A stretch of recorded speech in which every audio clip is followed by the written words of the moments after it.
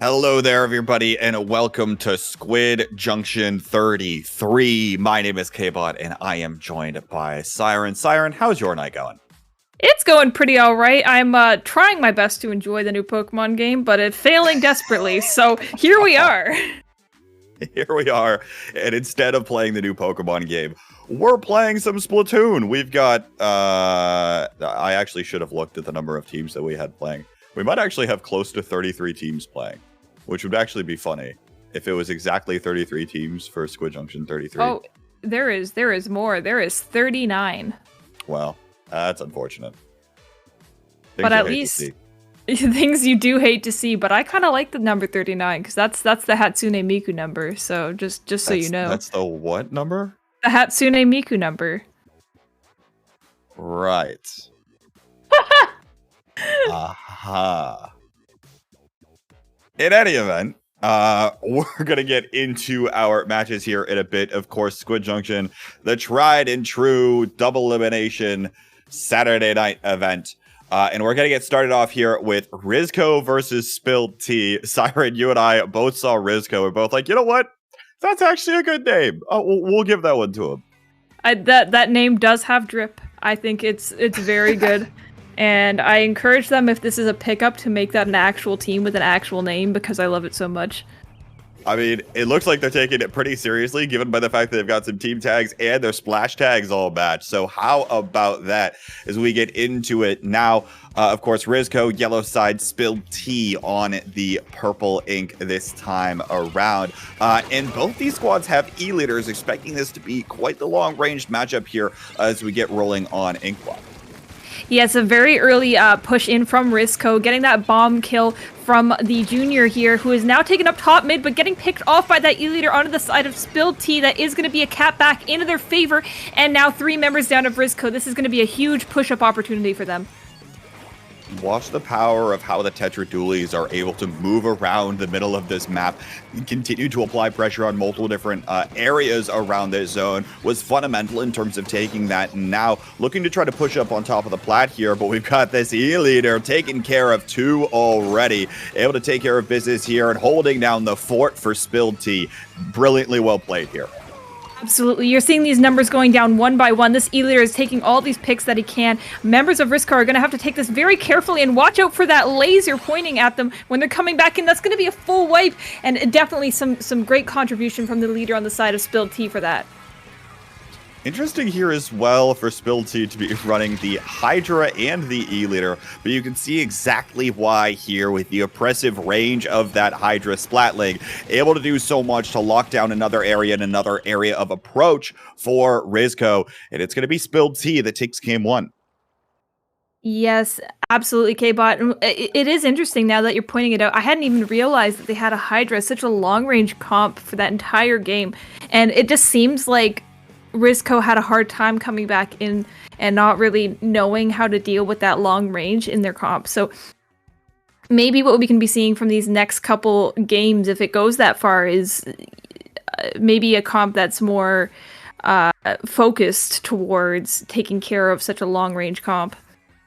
And when you think about things that might be able to take care of that, I mean, of course, if your Splatoon 2 brain is on, you're thinking instantly of Tentamizzles, and you're thinking of, okay, well, let's throw in a Flingza or a GooTuber or something of that nature. But I think there are also probably a handful of other things that you can do. I think towards a Hydra specifically, maybe the Crab Tank will be a useful special. I mean, the Crab Tank's just generally strong, of course, right, with its amount of range, in order to try to challenge it or combat it. But there aren't all that many tools you have at your disposal to easily take space in a quick fashion. Or displace, the back line or these long range presences. So we'll see exactly if they decide to make any adaptations here. But of course, moving to tower control Mako probably going to play a little bit differently on the whole. You're not going to see things like the Hydra and the E-leader get set up and be able to just sit in one position. So we'll have to see how all of that plays in as we move into the next one here.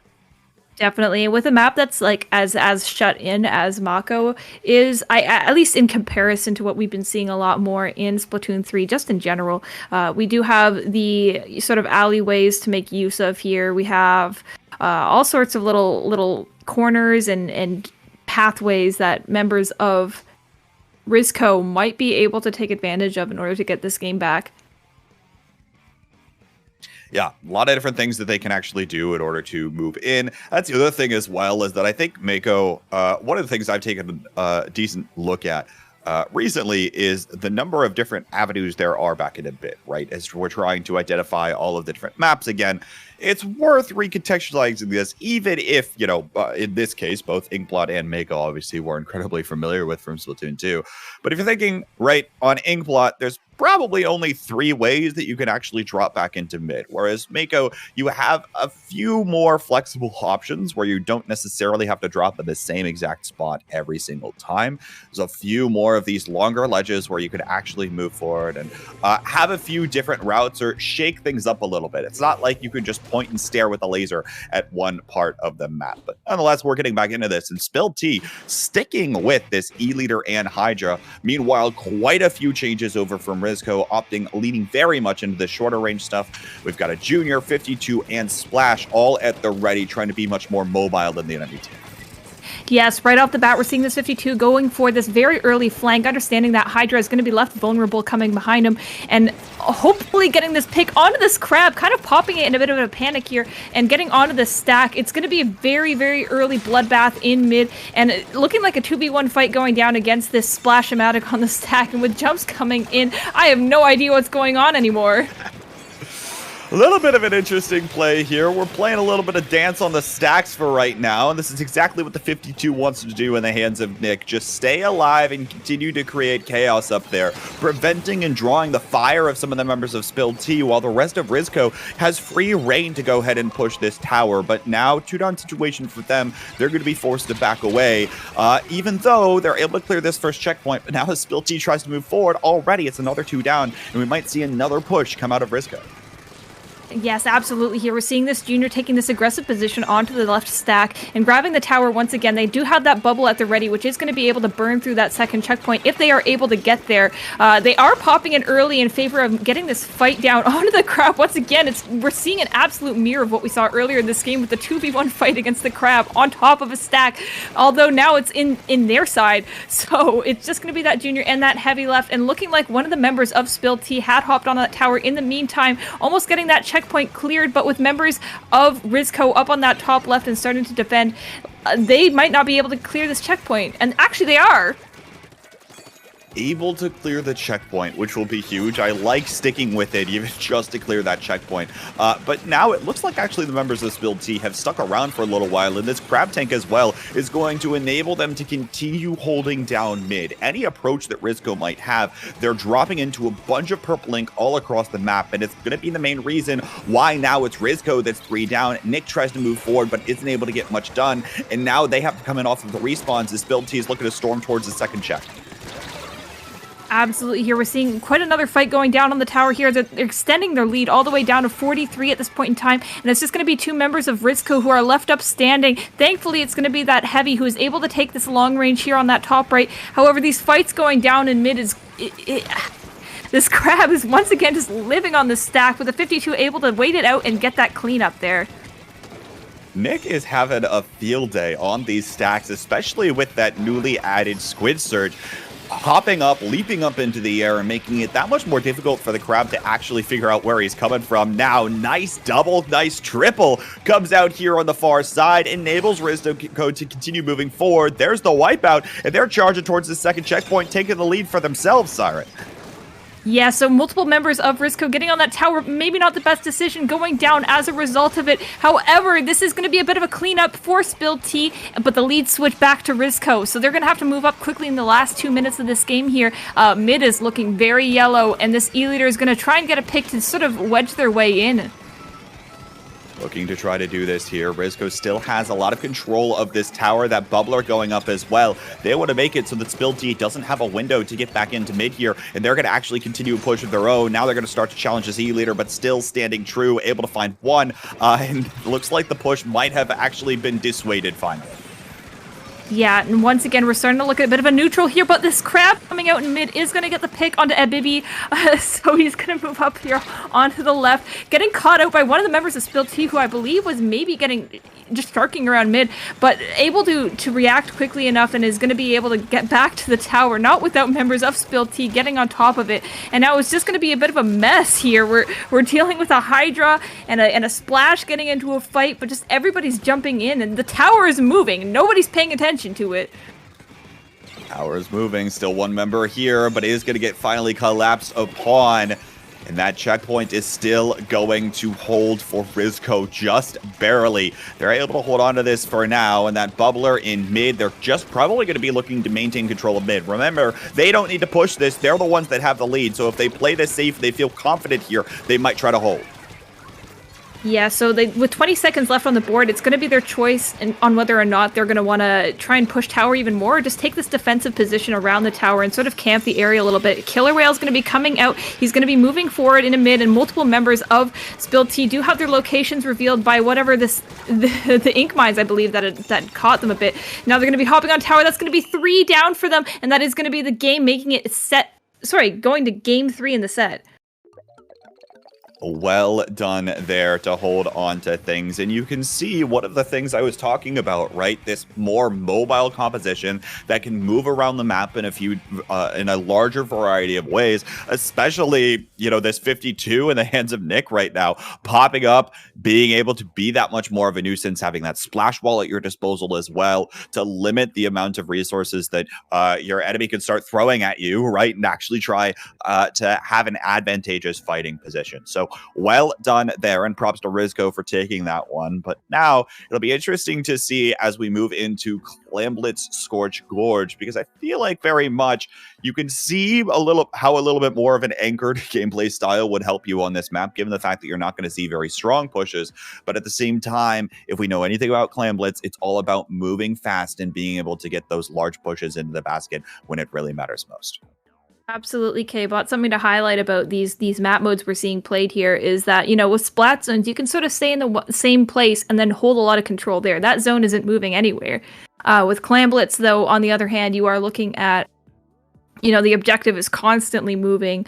The only thing that's really stationary in Clam Blitz at all is the baskets themselves. So it'll be interesting how both teams sort of approach this, given that, you know, one team has the ability to move up a lot easier, but the other team definitely is going to be able to defend that basket a lot better. Yeah, of course, that is all pending whatever weapon composition changes we might see. I'm not too personally familiar with any of these players, right? So maybe we'll see something that we wouldn't have expected come out of Rizzco, where they're starting to opt for a little bit more of that range. But in all honesty, I think they probably could get away with just that heavy splatling. With that wave breaker at their disposal as well, you're not actually going to need that much range, unless, of course, you want to try to challenge the E-Leader or the Hydra if you're looking at the enemy side. So lots of things to consider in terms of how this one exactly is going to end up playing out. But looks like we're actually going to see Nick swap back over to the Tetra Dualies, opting for this even more mobile weapon compared to that 52 that's trying to stall out some positions. Absolutely here. And so we aren't seeing any sort of changes whatsoever into Spill T's comp. So we're seeing, once again, this E-Leader Hydra, and they are going to be set up on this far right side here. So now Rizzco is going to have to sort of maybe take their time, sort of sneak around corners, which is exactly what we're seeing coming out of this the shooter player on the side of Rizzco, getting that Squid Surge up on the wall, but not quite getting the pick off of that. And they are going to be collecting quite a bit here and trying to get this this center of the map in control. Well done here in order to try to get a little bit more control as these teams are both fighting for it. Now we're going to see some specials popped, and Effect is going to start moving forward here as well with this Crab Tank. And this is the presence that the Crab Tank has. Look at how much range, look at how much vision it has across the entire map, locking down the front part of mid here and allowing and enabling Rizzco to continue building up the clam push that they now have. A big bubbler going down as well, is that all yellow in front of this basket. Absolutely here. And if they're able to hold on to this position here, they're going to be able to get a lot more points. You can see that Junior taking that very aggressive spot under the basket. The Tetra is going to be rolling up with no clamps to follow up. The basket looks like it could be closing here, looking like no other members of Rizzco are able to move up in time, but they have picked up that other power clam here, so they are going to be able to roll this back, given that they're not, you know, picked off by Spill T, who are now taking this very strong upfront position in mid. Slider going in here. Spill T really trying to find an angle, but they don't have a lot at their disposal right now in order to try to lock this down. Of course, once they get this E-Leader and Hydra in position, things will start going well for them, but right now it looks like they aren't quite being able to do that. We now see Crab Tank getting popped on top of mid in the center of the map here, able to fire down from above, but it looks like with these Tetras diving in, it's going to allow more opportunities for Rizzco to move forward and continue being a nuisance to these longer range threats. Rizzco's just playing a little faster right now. Absolutely. So we are seeing this E-Leader Dane from the side of Spill T going to be looking to get some more picks on the side of Rizzco, maybe not even spotting out that wave breaker placed down by the member of Rizzco, and they are going to be dropping into mid, getting these clams picked up. That's sitting on 5 right now, and it looks like they did lose that power clam they had earlier on, but with Grizz picking up another, they are going to have enough, and they're going to be able to jump right under the basket and extend their lead ideally here. Members are rolling in with more clams, but it looks like they're not going to be able to make it past this penalty right now. So Spill T doing a very good job at defending this basket, but overall not getting any points on the board, and we're halfway through the timer. Solid defense. Again, remember, it's important to not turn your backs immediately to that clam basket barrier once you notice one of the members or one of the jumps that are coming in. They did a great job at continuing to maintain the amount of purple ink they had around that barrier, and now they might be looking for another advantage, but unfortunately with 2 members going down, this Crab Tank's going to need to get a lot of value, even for Spill T to just continue holding on to mid. Even though they have 2 footballs at the ready, they have a lot of work cut out for them if they want to try to turn around this corner, which is an excellent choke point, but it looks like they might have been able to do it. Oh, Dane getting this great pick onto Grizz. That is going to paint the way for them to move back in. They're popping that wave breaker down, but looking like they have to chicken out of this fight just a little bit here when multiple members of their aggressive side of their comp do go down. Dane trying to get another pick here to sort of clean up. They only have a minute left, so they are going to be moving up as strongly as possible here. This Tetra getting up close and personal with that bubble, but Rizzco is able to ultimately defend their basket very well, only letting down 20 points from their 100 start.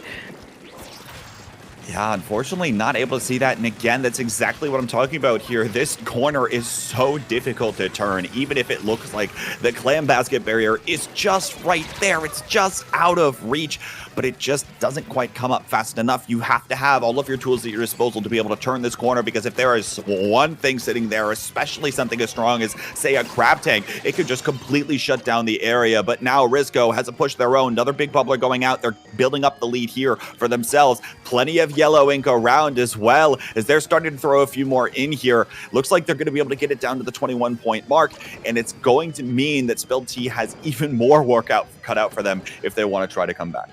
Look how far Gold on the side of Rizzco moved up into the base of Spilled Tea here, knowing that there's only 30 seconds left, just offering a huge disruption to them. And now at this point, Spilled Tea is going to have to pick up as many clams as possible onto the map.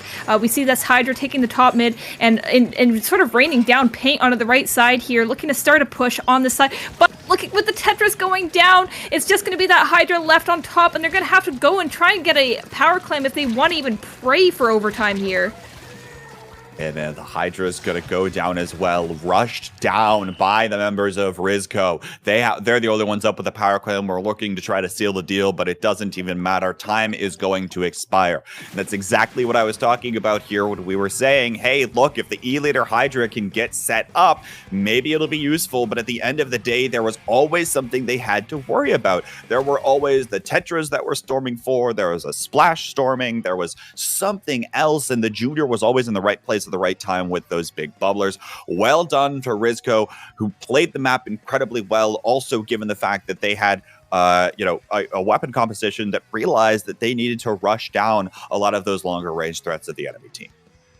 Absolutely, K-Bot. I couldn't agree with you more. Rizzco sealing the deal with the set with just their ability to move up and sort of, I say this constantly, but play mosquito almost, coming around your opponents, especially those ones that are harder to move around with like Hydra. They'll sort of get behind them and disrupt them as much as possible. So even if they're not getting the pick on those big anchors like E-Leader and Hydra, they're still not allowing them to complete their job. So it almost becomes a bit of a stalemate or a bit of a trade in what their overall objective is. And when you're like, okay, well, we don't really need our Tetra to move and get these sort of objective plays that much, but what we really need for the Junior to be able to move in is to have that Hydra or that leader sort of distracted for a bit, and that's exactly what they were able to pull off. And that's exactly what we see all of the time with these Tetras, right?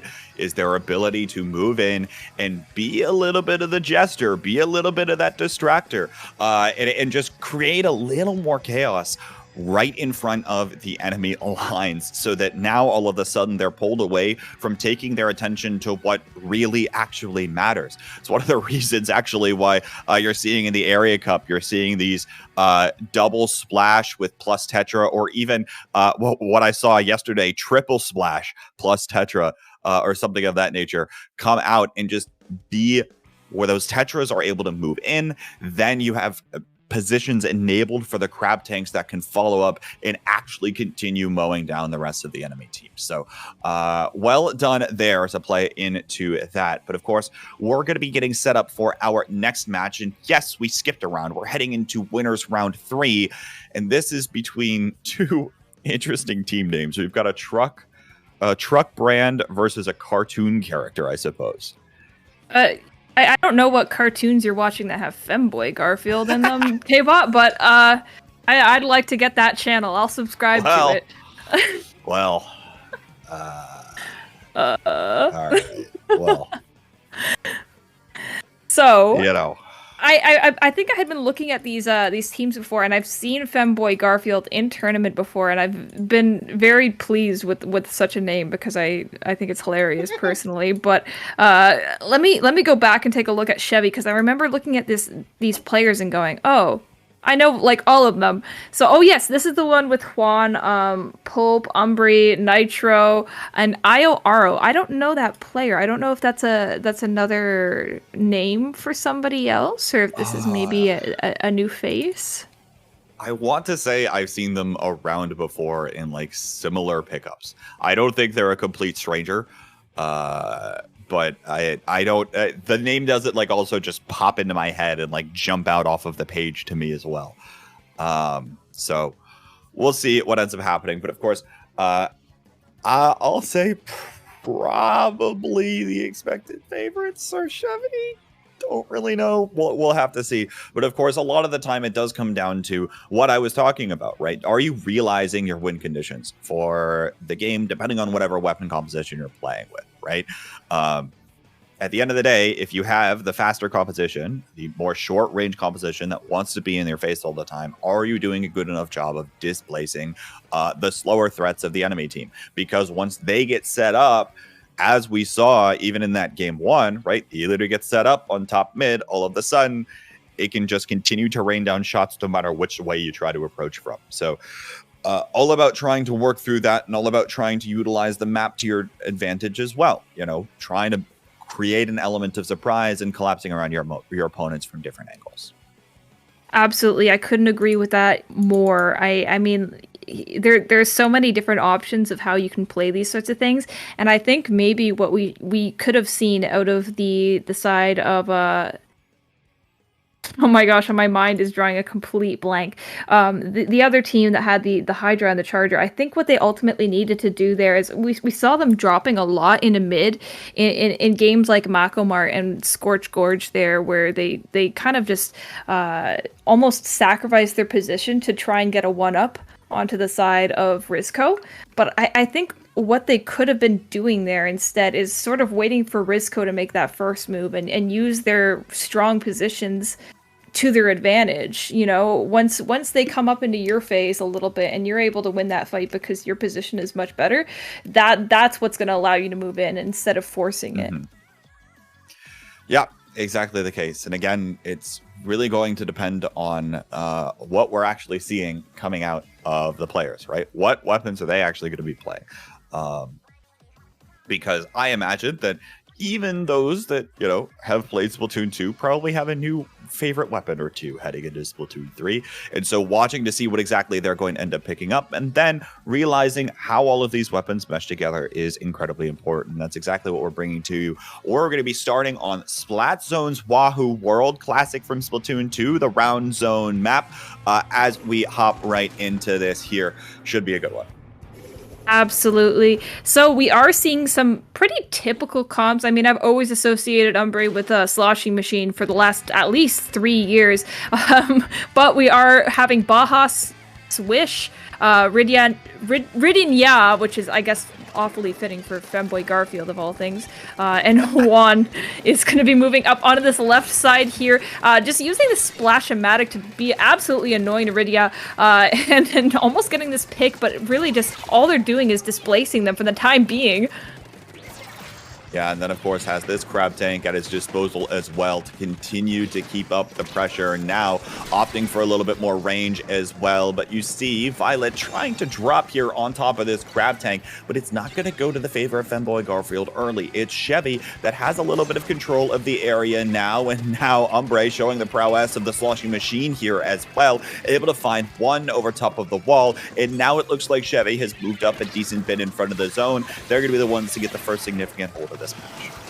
Absolutely here. Umbre popping this Booyah Bomb, moving up to the top right, getting spotted out by that Inkzuka coming out of Violet, getting picked off in return, but now it's going to be a neutral onto the zone here, going back into the favor of Femboy Garfield. They don't have very much penalty here, and with that re-slider coming out, just barely missing Io and losing that fight overall, though the zone is still capped in the favor of Femboy Garfield and looking like they're leaving them quite a good amount of time to come back in. Respawns in this game are so much faster, and looking like they almost got that lead here, but once again, another bloodbath in mid and a great snipe coming out of Pulp. Well done here on the back lines. Pulp taking care of business, locking things down right now for Chevy, making sure that even though Femboy Garfield was able to move forward into this zone, it actually turns out that they're not going to be able to get much of it in the end because of where Pulp was positioned. Even further back behind the zone is the last possible line of defense to continue locking things down. Now in a little bit of a vulnerable position, tries to get shot at here, but is not going to be able to go down for right now. And all of a sudden, another 3-down situation for Femboy Garfield. There's the wipeout. This could very well be the game. Absolutely here. They're going to have to move in very fast. 20 points is basically nothing when you have no penalty. Baja going to come up on the right side here, hopefully getting this reef slider before, but getting picked off by Juan, who is just guarding this zone excellently with that crab tank, just holding onto it till the game is over. That is going to be a very clean knockout for Chevy in game 1. And well done, right? Able to, once again, once you get these longer range weapons in place, notably pull up on that E-leader, right? On top of the zone, trying to scan around for anywhere where an enemy could possibly be dropping in from, picks it off immediately, and that's that. Or you see Juan being incredibly mobile, and this is actually probably the interesting thing. Juan, I feel like, has played basically every weapon in the game, probably to much more high of a level than almost anyone, right? A true flex player, if you will, and that almost works perfectly for a splash, which can do a little bit of everything. You can either focus more on playing the objective and painting and trying to support your teammates. You can go in and go to play a little bit more aggressively, especially comboing off of some burst bomb chip damage. And then you can even fall back utilizing a burst bomb, lob from afar, in addition to having that crab tank at the ready to have that long range presence there come in as well. Such a flexible weapon. And that's exactly one of the other things we're seeing come in Juan's playstyle, is utilizing as many possible modes so that he's always doing something actively on the map. Absolutely. I mean, Juan just holding that crab until the very last second of that game, understanding that Femboy Garfield was going to have to run into zone at the very last second there, and they had to play extremely desperate to even get a chance at that neutral there. So very smart of them to be holding on to their specials until, the very last second. I mean, when you sort of pop them a bit early like that, it does leave you vulnerable in those last 10 seconds afterwards. Yeah, it really does. But now we'll be heading into Tower Control Sturgeon here, which, again, could play a little bit similar compared to the last one, where you could probably be able to take care of mid all at once. But notably here, it feels like Tower Control Sturgeon is still playing faster than it was in Splatoon 2. That tower is going to steamroll its way through the last 40 points if you don't get a chance to hold it at that last large checkpoint. So something to watch out for here. Certainly could be seeing a one-sided knockout. I couldn't agree with you more. And with these comps looking very similar to last game, but Umbre switching back onto that Luna Blaster, that is something you don't see too often in this game very much. And I think it's not because the Luna on its own is bad, but maybe just gets outshined by a lot of other things in this game. Juan on the left side, gonna drop underneath mid and is looking like has been spotted out by everyone on Femboy Garfield and is gonna go down as a result. Just an absolute mess once again. Femboy Garfield gonna approach that first. Go on, K-Pop. I was going to say, how does Juan get out alive there, right? Surely he doesn't find a way out, and indeed does end up going down. But now all of a sudden, 2-down situation, make it 3-down situation for Chevy. Femboy Garfield might have finally found an opening out of just how chaotic the first little bit of that was. We'll see Umbre now probably fall as well here, is starting to get a little bit more pressure from the heavy, but now already it's another 2-down situation. Chevy was able to come right back into mid and stop any possible push from Femboy Garfield happening because they didn't have their long-range presences at the ready to continue a lockout to even think about moving this tower forward.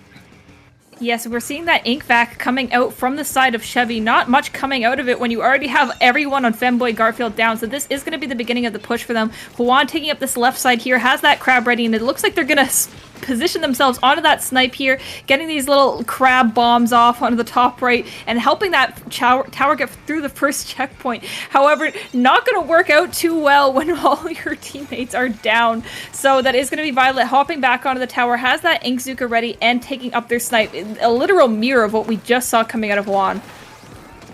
And now has the Trizuka at the ready, which will be incredibly powerful up here, but it's just not as fast as an E-leader. That's exactly what Pulp does to shut things down. Another 3-down situation for Femboy Garfield. These teams are trying to run at each other, trying to clear past this first checkpoint, but they're each doing a good job of meeting their enemies right at that first checkpoint, making sure that they can't break past all of the spinner and everything else that's happening here. And they're holding this line quite well, at least for now. It's going to take a lot more resources for someone to clear this, but it looks like Chevy might have the opportunity to do it here with all 4 specials online. Yes, and that ink vac is going to come out, and that is going to allow them to burn through points on this first checkpoint. They are going to be able to move through it so long as they're able to hold this up, and that is 2 members down onto the side of Chevy, but still the tower is moving along. Femboy Garfield members are going to move up here, take the pick on a Pope. That is a very unfortunate jump in because that means you are absolute bait for Violet. So Violet is going to be moving back into mid here, spotting out this crab from Juan, and looking like they're taking the team fight on it, but Juan, once again, staying alive much longer than he should. Once again there, but now in that actually, reminder, those few seconds kind of matter, because as long as you can keep drawing the fire of the rest of the team, they might start to be a little bit desynced on their respawns. But now it looks like the rest of Femboy Garfield was able to clear up things. They've already cleared past this first checkpoint. They're going to take this lead here, and look at the positioning of the Tetras already moving forward. Have this Reef Slider at the ready here as well to just dive on forward. Already sitting at this second checkpoint, they're going to tear through this one rather quickly. Violet with the Trizuka continuing to pressure back, and there's so much yellow ink in front of this tower. Swish now moving up. Ombre is going to be able to challenge, and finally the collapse on the tower comes true for Chevy. Well done here in order to try to hold on, not letting this one knock out quite yet. They're hanging on by a thread. Yeah, so they have to be taking up a whole lot of space here. As you can see that from IO, they have that Booyah Bomb ready. They are seeing one member of Femboy Garfield moving up, but they are getting picked off by a very inconvenient suction bomb. Juan is moving up once again with the crab, and maybe the most awkward crab position I've ever seen, and literally every member of Femboy Garfield trying to shoot back at him. However, that is going to allow the tower to keep moving on its own without any distractions from Chevy. They are almost going to make it through that last checkpoint, but with only 1 member left, they're not going to be able to do that. Not this time around, but of course the one member left is Juan, who has a crab tank at the ready. It's going to get shredded here in a moment, but continuing to stall things out and making it such that the enemy team couldn't quite find the full-on map presence that they might have been looking for. It means that Chevy now has an opportunity to continue pushing this tower. Swish has to pop this crab tank to start to get back in and enable Femboy Garfield to come on back through. 20 seconds left to go, though, and Chevy goes 3 down. Femboy Garfield still has control of mid. Yep. 13 seconds to go on this last little bit of the game here. So what we are seeing is Swisher sort of painting up mid, getting all this coverage down, not allowing any member of Chevy to sort of sneak in and get these picks that they need. This Reef Slider is going to come out, take Pope with it, and it's just going to be Umbre left, getting pushed by the tower onto the left side. Oh no! Oh no, he can't hear us. See his AirPods in. Absolutely getting dragged and nothing you can do about it. So this is gonna actually, I believe, now taking us to game 3. And I'll be honest with you, K-Bot, I've believed in Femboy Garfield from the start. I know when you look at these comps, a lot of these players on Chevy are very contemporary, but I've seen Femboy Garfield do very good in other tournaments before. I've seen Violet do insanely well since Violet was on Cataclysm. I don't know if you remember that one. But that was a very strong team towards the end of Splatoon 2. So, once again, seeing Violet on this team that's performing very well does make me very happy. And I'm so excited to see them as a player and as a frontliner once again. So hopefully we can see a little bit more of that in Rainmaker on... I almost said my nickname for this map, but I know I would get flamed for it. Museum Alfonsino. I keep accidentally abbreviating this map to Alpho with my team, and they're like, "Stop it, Siren. What does that mean?" And I'm like, "I don't know. That's just what my Alpho. Yeah, that's what my brain automatically did." It's not even like Alfonso, which wasn't he a character in Splatoon 2? The jelly that was Alfonso, right? Yes. No, it's just Alpha. All right, well, in any event, we're still on this map regardless. Looks like Pulp switching it over to the Charger this time around, having that Ink Vac at your disposal. But Baja on the Dapple Dualies, this is a weapon pick we don't see often unless it's Rainmaker. Having the ability to put up these beacons, enabling jumps to come in from your teammates, and then keeping up the speed of play with the Tacticooler will be incredibly strong and incredibly important here. Absolutely. I mean, I love Dapple Dualies in this game so much, and if I was a dually player, I would be all over them because I just love the enabling of Tacticooler with the squid beacons for jump-ins easily right next to it. And with that, Chevy's already going to break through that first checkpoint, though that is very easy on this map. I'm not really freaking out over it here. But Violet getting this fight once again onto the bottom left with Io. Other members of Chevy are going to come in and try to interfere with it. The Charger is taking a look at this. Juan is taking a look at this. And that those bombs are going to be going off. So it's just going to be the heavy left on the side of Femboy Garfield left to defend this Rainmaker, which thankfully for them has reset back to mid. I mean, hats off to Chevy, though, able to jump right off the spinner, clear that first checkpoint, and now they're probably going to play this a little bit more patiently, clearing out as much as they possibly can, making sure that they're not diving right into some of the members of Femboy Garfield who are currently sitting in their own side of the map. You see Pulp now popping this Ink Vac, trying to continue to stall out any kind of push here, and now is going to be able to do just enough to make sure that Baja drops down. Don't have the speed to make the jump that time around. Going to have to try to come around, and well played by Chevy to continue holding on to this here, and they hold on to their first checkpoint. Yes, absolutely. They are going to be moving up. Inkzuka coming out from Violet and getting multiple members of Chevy down overall. And it's just going to be that last shot coming out, and they are trying to move this as fast as possible. Violet going to be the one to pick it up, trying to get some paint down on the board. I'm surprised that they didn't try and go for that jump all the way right into their plat. But the members of Chevy are still going down one by one. The Tetra and the Splash-O-Matic are going to be down, which is going to be a very huge dent into their defensive pressure here. It's just going to be left to Pulp, who cannot pop that Rainmaker shield on her own. Getting the pick on Baja, though, and they are going to be able to move up this Rainmaker all the way up into their base and down to that pillow, and that is going to get them to 37 points. And well done to just blitz it when you find an opening. That's exactly what you want to try to do here, especially on this map, especially when you're already staring into the Charger. If you can cause enough chaos momentarily, or there's an opening in the Charger shots when they're trying to refill their ink tank, you'll have an opportunity to actually move forward and get a handful of points on the board. And it's exactly what Femboy Garfield does to strike when they can. All the meanwhile, though, two specials up and 2 members down for Femboy Garfield. It's going to mean that Chevy might have an opportunity to push of their own, but they still have to be careful of every possible lurking member, as Baja is going to be able to drop right on top of that Rainmaker. Juan getting into this one-on-one fight with that Inkzuka from Violet, and now it's just going to be Swish moving up into the base of Chevy here, seeing that wait, what am I saying? They're on their own side. Getting this crab out, and with Pulp dropping there, they are looking to get some shots over onto them, but not quite getting anything from that. Seeing this other member of Chevy in mid, that allows another opening for Rainmaker to move up here, but it's going to be up to Femboy Garfield on whether or not they're actually going to want to try and move it, or just keep it as far away from their spawn as possible. It looks like they've kind of decided to not do that, and with Swish going down, that's going to be a reset in this overall situation. Reset now, and the opportunity for Chevy to start building up their specials and building up enough momentum and pressure to start breaking past where they currently were. You see them already starting to build up a little bit more of an area around the spinner, and you see Io trying to move forward on these Tetras and cause a little bit more of that front line displacement that we know these Tetras for. Looks like the Rainmaker, though, going to get taken on the back sides, and Chevy's going to have to try to find a way to readjust here as we see Femboy Garfield members continuing to dive in. Baja's going to go in, trades back and forth. It's a 2-down situation for Chevy, and it's probably going to mean they're not going to have an opportunity to keep on pushing here. Rainmaker resets once more, 42 to play. Yeah, so again, we are seeing this like position once again where Femboy Garfield kind of understands they have the game in their hands. They're going to be painting up mid. Pulp is dropping into these odd positions here, and with that Vac coming out and no push to follow it up with, that is going to be her going down in the corner all alone, and the pick onto Io as well. This could be 3 down, 4 out.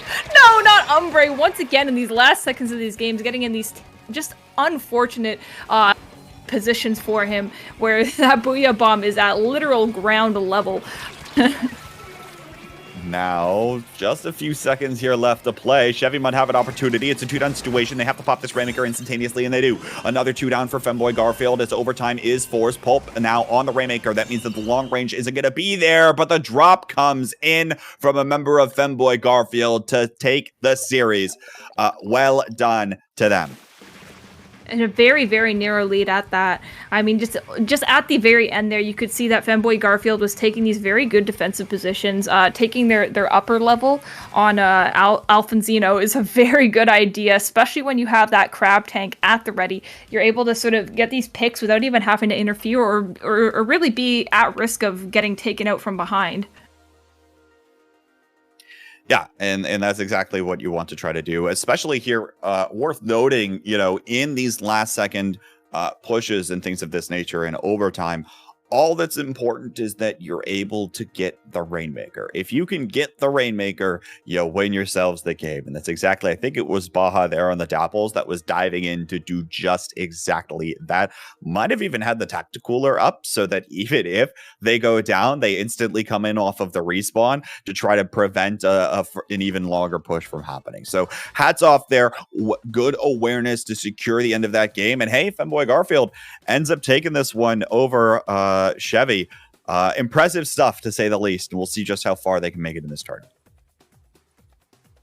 Yeah, I'll definitely have my eyes peeled for Femboy Garfield in this bracket as I am looking it over, and I think what a perfect time to be looking at this bracket. And I think this is the first time I'm realizing that we have a bit of a resurgence of a early Splatoon 2 team. I don't know if you're familiar with Bet, but we do have basically what is 2018 Bet coming back and playing in this tournament today. So Instant Bet getting that 2-0 on a photic zone. They will be moving into round 3 as well. And then let's take a look at what the other sets were. So W is currently up 1 against Helios. Vivid taking a 2-0 against NKT. And Wipeout Punk's currently against Nightmare right now. So there's some really interesting sets going on right now. Tempest versus Valiant is going to be ultimately what Femboy Garfield will be going against in the winner for round 4. Yeah, a lot of interesting sets happening. A lot of interesting teams coming out here, too. You mentioned one of the teams playing W Key. It's W key, not just W.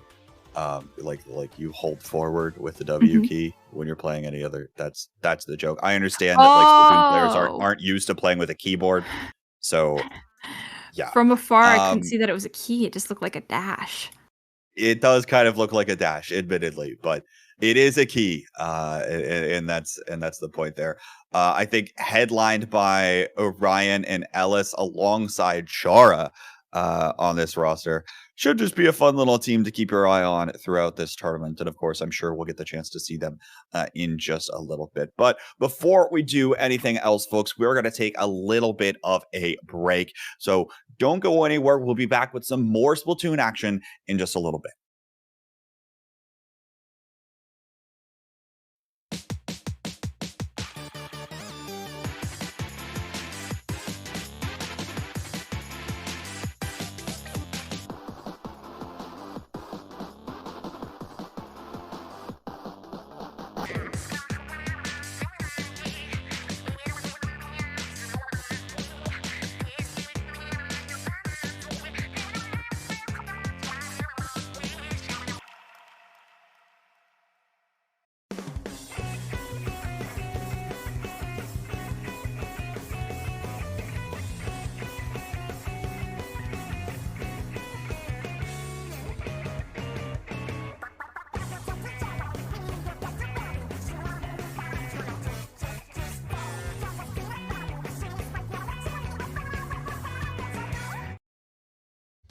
Splatoon Stronghold, a stronghold for competitive Splatoon, providing resources to long-timers and newcomers alike.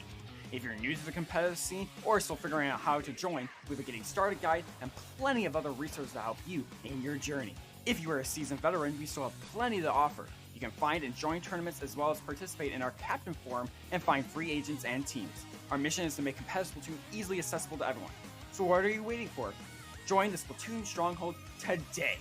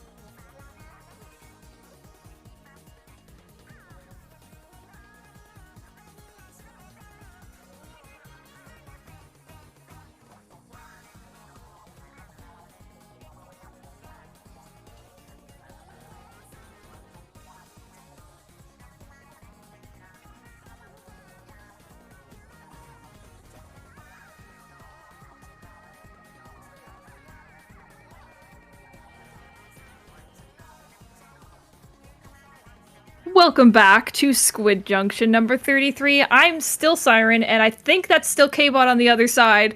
You think? You think? I think. I don't know. We were talking most of the break. It's not even like I've gone anywhere, man. So we are going to be looking at Nightmare versus Instant Bet, I guess, which is like, oh, I finally get it. I was about to say it's like Bet if it was like instant noodles, but then I remembered that instant ramen is a team, and that's why half of the roster has Storm Hero, and it has Lucina. Now it's all the cogs are turning. There it is. And I mean, that's exactly what it is, though. We have Clef, we have Straw Hat, Yuri. I know pretty much all of them, and they are gonna go up against a Nightmare. And I mean, bless us for knowing at least, but we are gonna be seeing a Storm versus Storm 1v1, as Nightmare, of course, has Storm on their roster along with Nico Chico, Joe, and Miner, who we've seen in like quite some strong teams in as well in Splatoon 2. Of course, Nightmare doing very well right now in Splatoon 3. But, I mean, all of these players we have seen get insane results on their own. Yeah, they played incredibly well in some tournament lately, and I don't remember which one it was off memory. There was a few. Speed Ladder, they did very well. They did very good in, I believe it was Proving Grounds. Yeah. Where they were like second or third, I believe. Yeah. So this team's been putting up a handful of results. Mm-hmm. And it's been interesting to see them start to develop here. And now, of course, they're going into this instant bet roster, a bunch of old veterans that are coming back to try to reclaim their former glory. We'll see what actually comes of this here. Looks like incredibly mobile compositions, no real anchors on either side of the map. And so expect things to be very messy around this zone. Speaking of messy, that is going to be a very quick cap into the favor of Instant Bet. We're seeing Yuri take up all this coverage on the right side here, just building up another set of 10 missiles just to annoy as much as they can into Nightmare. And that bubble is popped very, very up front into the base of Nightmare. And Yuri is still just going to back up here, not even engaging in any fights here, just has that 10 missiles ready and will pop them pretty much every time they get them. And I'm feeling off screen, we're going to see them in just a second. Booyah Bomb's going to come out onto zone, and this is all three members of Nightmare moving up onto the right side here to get that final pick onto Yuri and the wipeout in favor. Well done by Nightmare, and this is the other thing that I'm noticing a lot of the successful teams doing right now, is that they are playing something similar or akin to this death ball style of play, where there's three members going right for one specific target. They did that earlier where they were clearing out their side of the spinner, and then they started to rotate around right on top of zone to start clearing out the members that were still sitting on top of zone there. Fantastic play by Nightmare to come on back from this one, but now they're starting to get split up a little bit, and Instant Bet might have an opportunity to try to break back in. Yeah, Instant Bet getting this neutral onto zone here. Storm staying in the back of it, sort of keeping it back into the favor of Nightmare as much as they can, though that's not going to work very well when you have all members of Instant Bet putting hands on deck. Clef going to come up here on the right side, stop Miner from being able to pop that Booyah Bomb, and that Crab is going to come in to sort of lock members of Nightmare into their base. So right now they're going to have to work on maybe even waiting this out, stalling. This Killer Whale is coming out a little bit delayed alongside those 10 missiles, and Clef is still maintaining this position on right and getting the pick off of Storm, and this should be a lead switch over to the side of Instant Bet. Is going to be the lead switched. What are they going to be able to do? 2-down situation for Instant Bet. Might be an opportunity for Nightmare to break back in, but Miner gets taken down on that far side. Booyah Bomb isn't going to be able to be used to displace the members, but what is there are the Teta missiles. Shocking development there. Nico Chico, of course, has that at their disposal, but it's not going to actually amount to much of anything, as both Storm and Joe are trying to drop and not finding much value at all. Going to go down with their own lives, and all of a sudden, Instant Bet has formed control of this zone and are looking to try to knock this one out.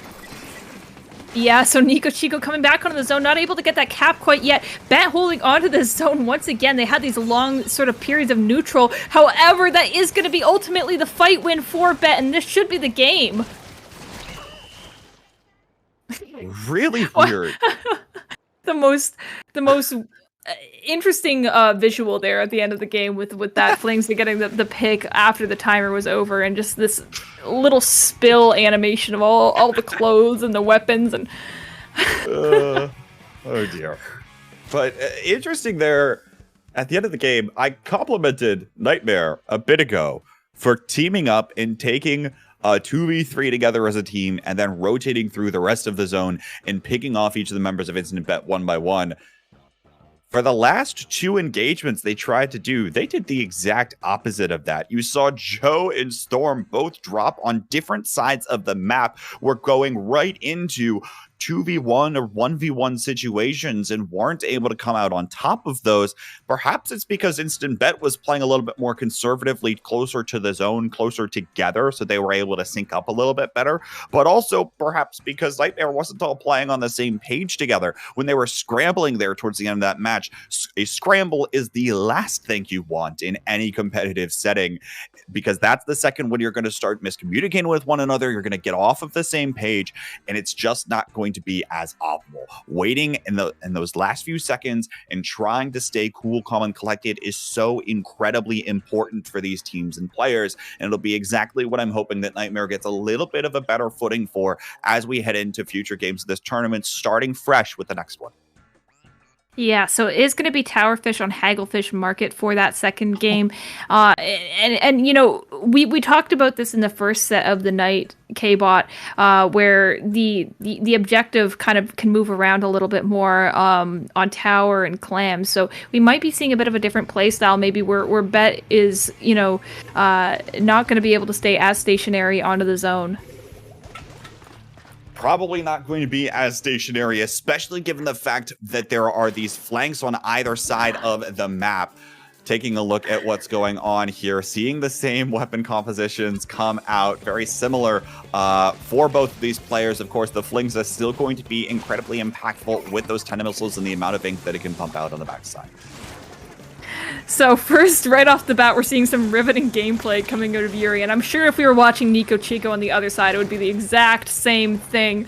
But these missiles are going to come out from both sides, ultimately going to be getting out Miner in the process, and that is going to lead to Yuri hopping on this tower again, just going for paint this entire time. There is no engagements with these players, and even when they're looking right at each other, with Yuri and Nico facing each other directly, they are not going to move any closer to put each other in range.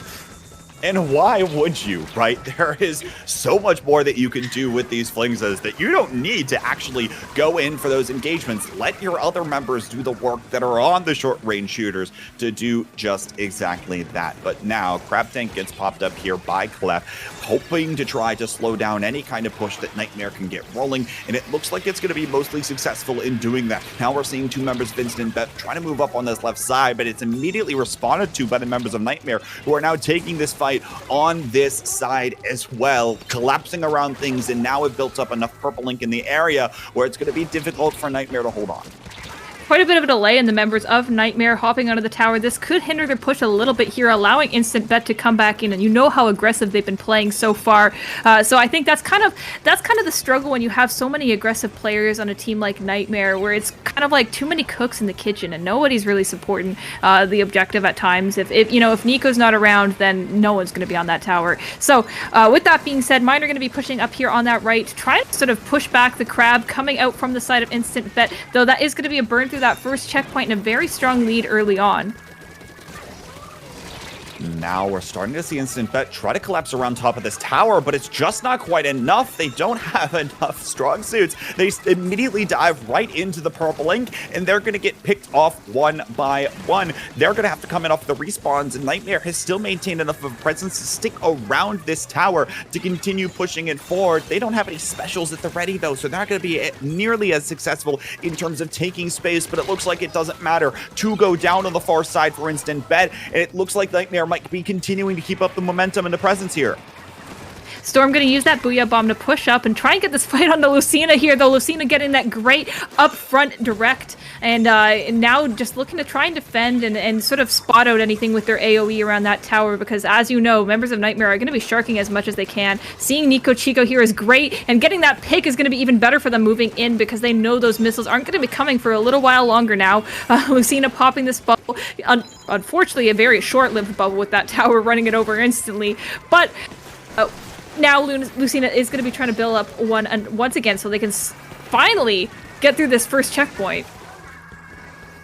They are really struggling to get past this point, but there is enough of a ranged presence here somehow out of Nightmare, most notably perhaps with the things like the Trizuka coming in from Storm or the Fizzy Bombs coming in from Minor Sloshing Machine. But it looks like finally this first checkpoint is going to fall, even if barely, with how little yellow ink is around right now for Instant Bet. Nightmare's been doing a fantastic job of just continuing to control the amount of ink that's around this tower, limiting potential movement options here for their opponents. Yes, and this Crab versus Slashing Machine 1v1 here, I think Miner's trying to get that tiny little hitbox and that Crab to line up with his AoE, but ultimately, with that Crab being out of the way, that is going to allow Instant Bet to move up. The missiles are getting popped. We have Clef here spotting out under this tent, while Storm is going to go up and take this aggressive fight with Joe, popping that Reslider, pushing all the way back into their base. Nico Chico is here trying to stay alive, getting into this fight with Storm Hero, and it doesn't even matter if nobody's winning it because they're pushing the tower uncontested. Finally, though, that tower was able to get taken care of all of the meanwhile with that wipeout notification coming up. Nightmare has enough time to take over mid and continue to move the ball forward. They've got 3 specials online of their own here, and as long as they keep mid, they might be able to be successful in winning this game, but it looks like Storm Hero is starting to push forward with Instant Bet, taking out Joe on this far side of the map. That's going to be a 2-down situation for Nightmare, and Instant Bet might have the opportunity, especially now that Clef has this Crab Tank in position. Storm Hero starting to move forward as well. Storm Hero looking like they're getting in a position here to pop that Reslider and move all the members of Nightmare back onto the most defensive little positions into their spawn as possible. Spotting out the member Storm there on that right side, getting close to the tower, a little too close for Storm's comfort. Gonna pop that Reslider, getting the pick, but that's gonna allow that Booyah Bomb from Nightmare to come out, go on a tower, and let one more person hop on. Oh, that is just so unfortunate how Booyah Bomb is just... it's good, but it's also so difficult when you're that team who just, you're just so close to being able to do it, but, it'll stop you in your tracks no matter what. At the end of the day, it's all about timing that Booyah Bomb for the very end of the game, making sure that they have that at their disposal in order to throw that down and to make sure that right at the 0-second mark when overtime might be able to be forced, they're able to step on and make sure that it doesn't go much farther than that. Hats off, of course, right place, the right time. Worth noting, I mean, hey, look, you could have pushed any time before that, right? There were 5 other minutes in the game, or 4 other minutes in the game where you could have tried to make that push happen. Unfortunately, it didn't quite come true for Instant Bet that time around. Like I said, Nightmare was doing a very good job of controlling the amount of ink that was around the tower at nearly all times, whether they were on offense or defense, making sure that they had enough areas for mobility and things of that nature in order to crowd around that tower. So really, the pushing opportunities were incredibly limited from Instant Bet. They didn't have very many things at their disposal in order to try to continue to take space. They did have some things there at the very end that started to come online, but then it was just too little too late. I could not agree with you more on that one. I mean, it was a very close game when you think about it overall, and it seemed like it was just a matter of who is going to let their guard down for just that little second that it takes in order for them to get set up. And, just in that moment there, it seemed like Nightmare was able to take advantage of it a lot better than Bet was when they were able to get into the positions that they needed to. So with Rainmaker on Sturgeon, this is another one of those interesting ones. I feel like you can't really play Hagglefish Tower the same way, where Hagglefish Tower, no defensive position is really that safe. Sturgeon is kind of a one where you can play a little lame.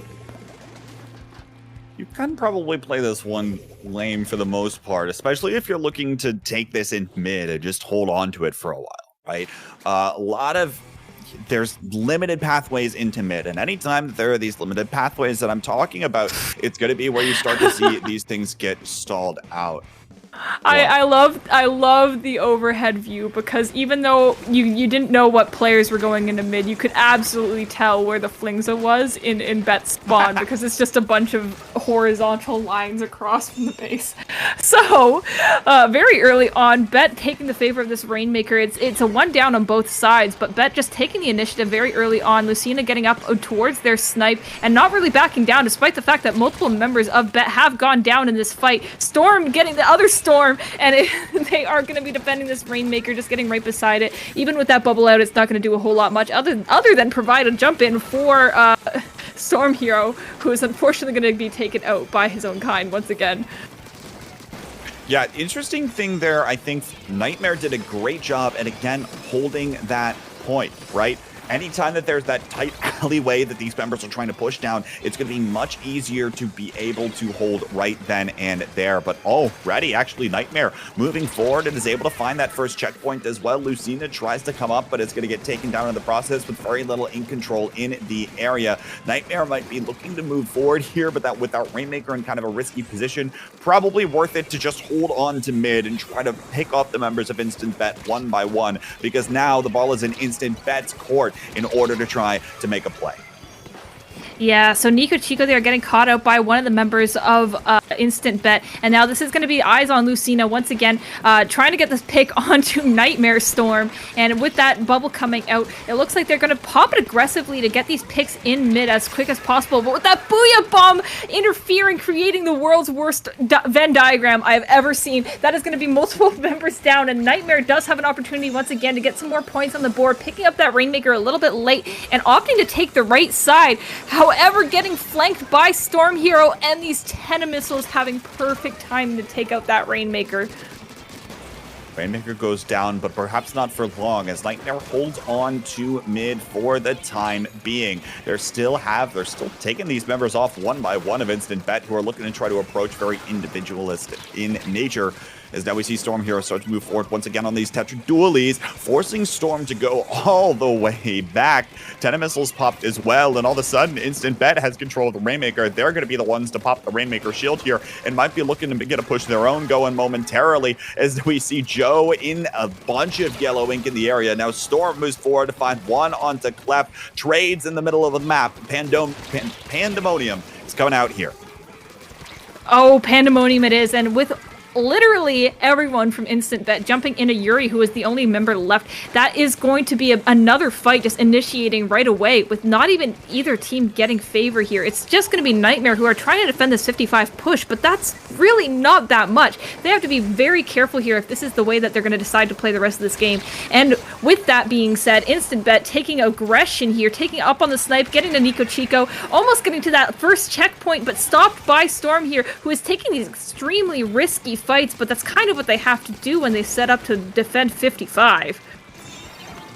Precisely the point, right? Anytime there's just a sliver of ink on the ground, you can see potential openings here, and that's exactly the openings that Storm right now is taking on the splatter shot. Excellently played in order to take out the Rainmaker, stop the push for a moment, and keep Nightmare in the lead. But now they'll probably be looking to extend their lead slightly. With a minute left to play, they want to make this as safe as possible, as opposed to just holding on to this for now. Storm's moving forward, look for an opening. We'll see if he can find one. Yeah, so Storm looking like they're going to try and opt into charking here, so they do have to be very careful with Instant Bet. They aren't really defending here, more so they're trying to spot out members of Nightmare, who are almost playing this as if it's a push, but not really though. That bubble is going to come out onto the snipe from the blaster of Lucina, but Nico Chico is just going to be moving around literally everything, getting into a fight with the crab tank, but that crab, you know it's going to win it.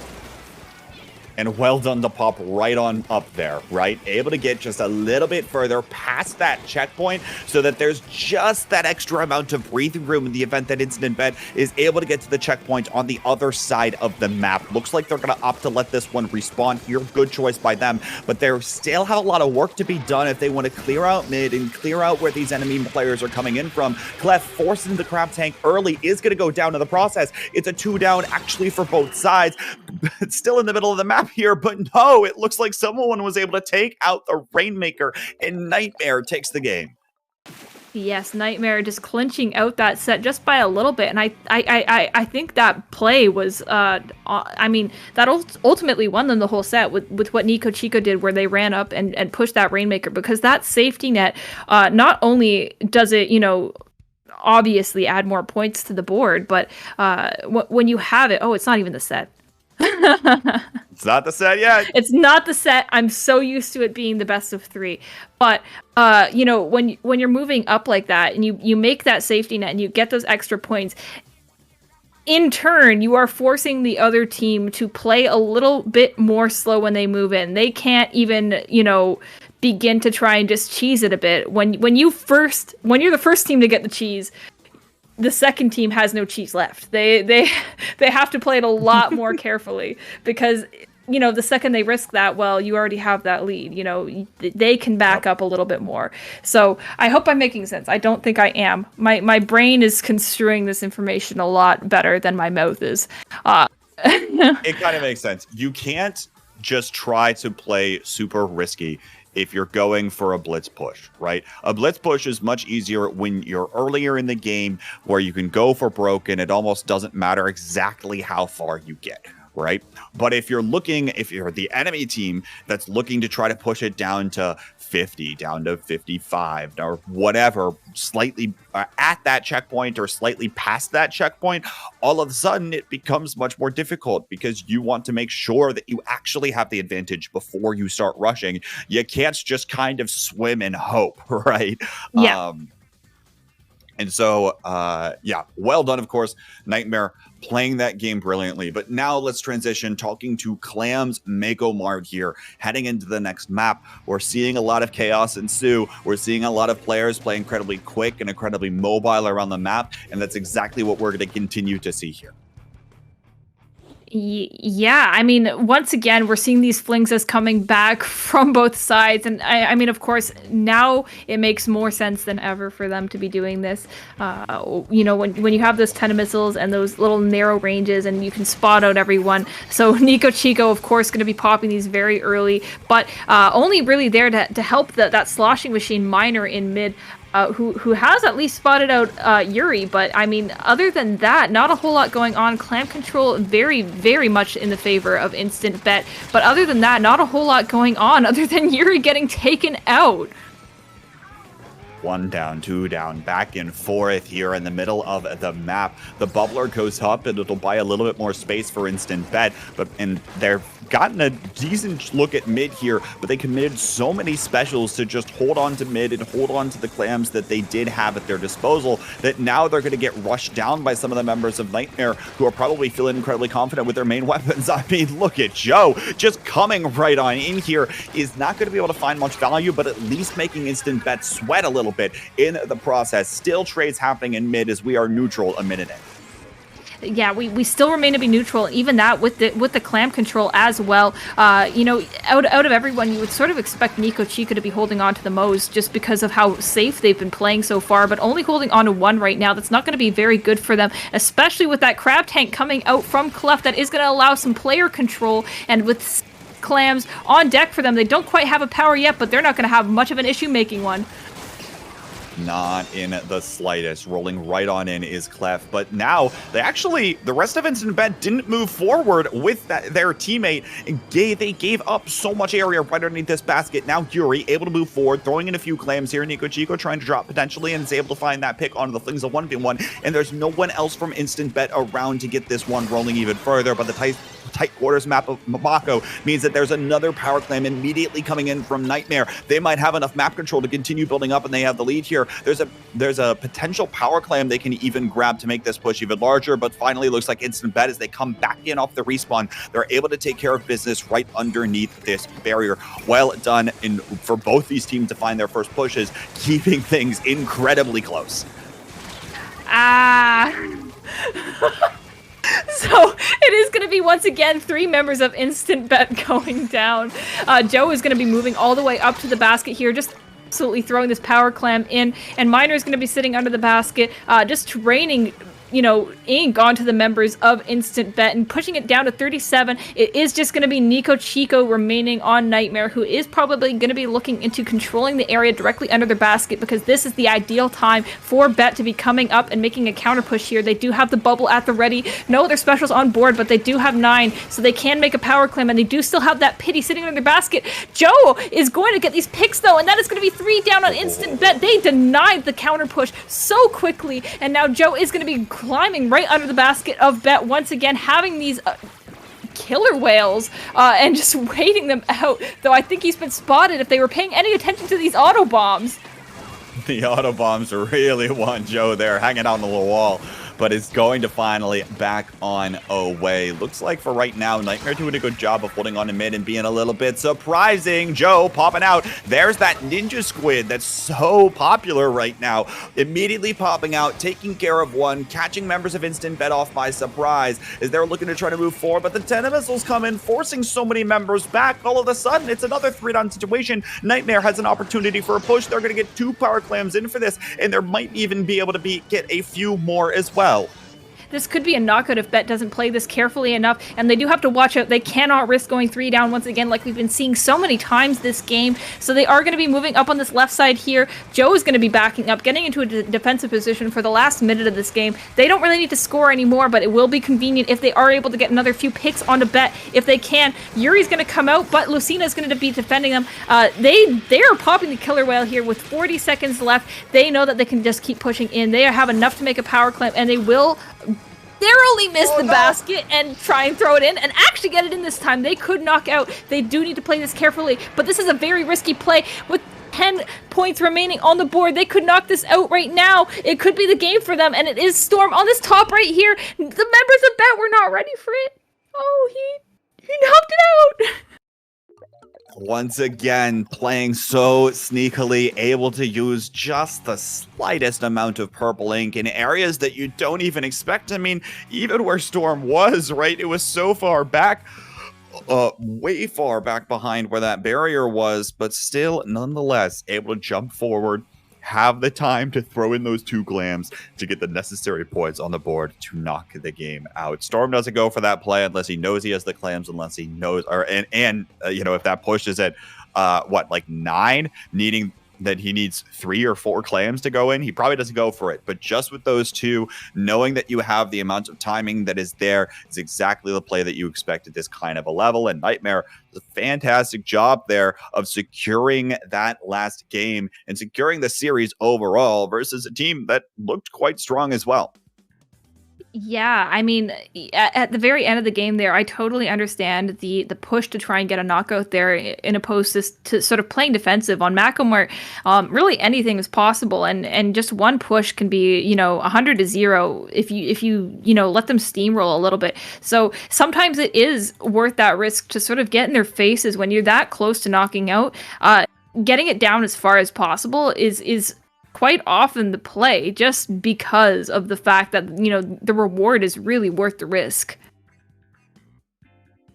Yeah, certainly true. Anytime that you can try to find these plays, you know, we were talking actually a lot about this idea and the concept in that Rainmaker game of what is actually going to be a play that works. When can you actually take risks that you might not take otherwise? And at the end of that game, right, if there's 2 clams there, Storm's pretty confident that he can get those in. It's a pretty low risk play because worst case scenario, I mean, what? They've pushed it down to 5 and the enemy team just has to... I guess they're given a chance to come back in the game, but realistically, they only get like 1 push at the end of that. Such a long road ahead, right, for the enemy team. But if you can just knock it out, you win the game regardless. You don't have to worry about the rest of that. So well done to take that risk to secure the game. But the next one we'll be heading into in just a moment is going to be our semifinal set on the winner side. This one will be Tempest versus Question Mark. Tempest is a team that's actually been playing quite well recently, had a strong showing in 20XX, including a victory over Alliance Rogue in the losers bracket. But Question Mark's Siren is a roster of players that people will also probably recognize, but haven't really exactly played together all that much. Yeah, I mean, this is definitely, I can't say it's my first time seeing this lineup from Question Mark together, but I mean, these are all recognizable players, of course, mostly from Splatoon 2 teams that I knew for a long time. But of course, you know, it's Kiwi as well, from, you know, Last Resort, who we've been seeing on a variety of pickups, I feel, quite often. And then, you know, Tempest is a very well-known team, as you mentioned before, taking these really good results with maybe what isn't directly considered a meta comp, mostly because I can feel like what I normally play around is very relatable to what Tempest has been doing. So it's sort of like, okay, you know, it's not something you always have to do with the two splashes we're seeing constantly in these top teams. So Tempest, you know, staying strong while not really being cookie cutter has been very interesting to watch so far.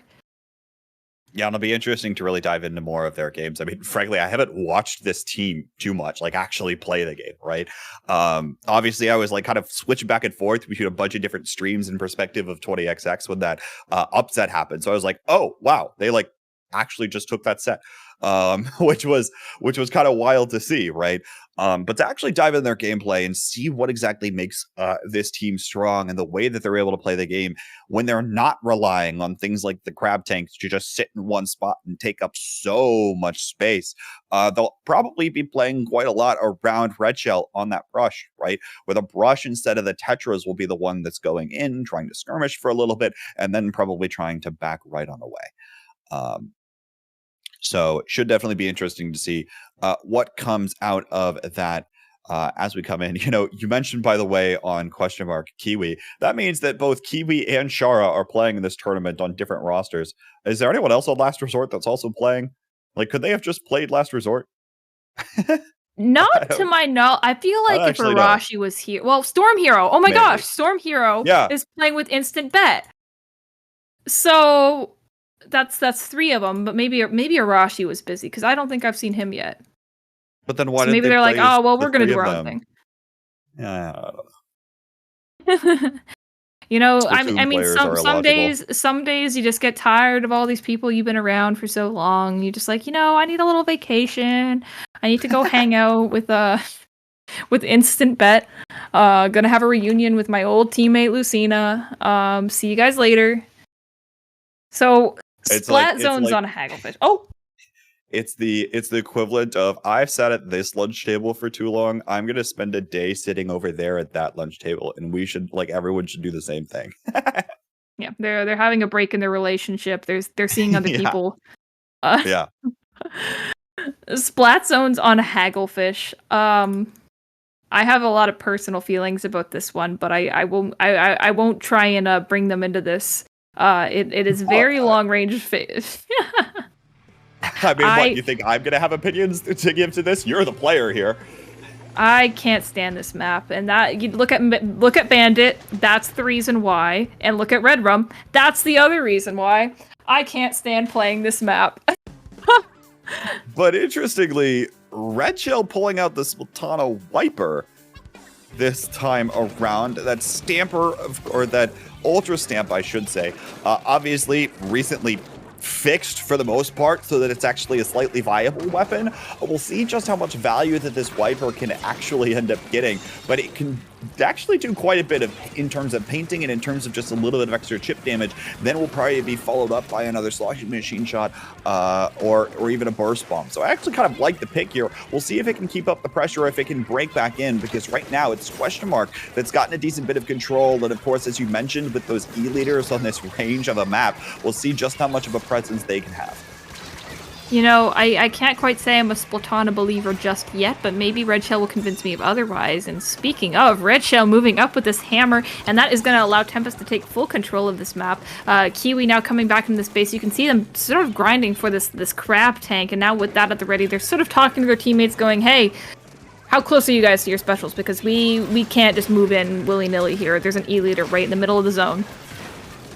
No, Red Shell kind of stuck in an awkward position, had to jump on away there to another teammate, but it looks like it was Tempest that gave up the zone for just long enough for question mark to get back in, at least get that cap and apply that penalty, slowing down the pace of play even slightly. But here comes Red Shell with that Ultra Stamp coming in with one, and now is going to move even further forward, continuing to play the disruptor here for Tempest, going all the way nearly towards the enemy base. Is marked, so probably has to play a little bit more carefully, but now that mark's expired, can just shark for a little while. Is totally fine over here, and now is going to try to come on back from behind with a flank.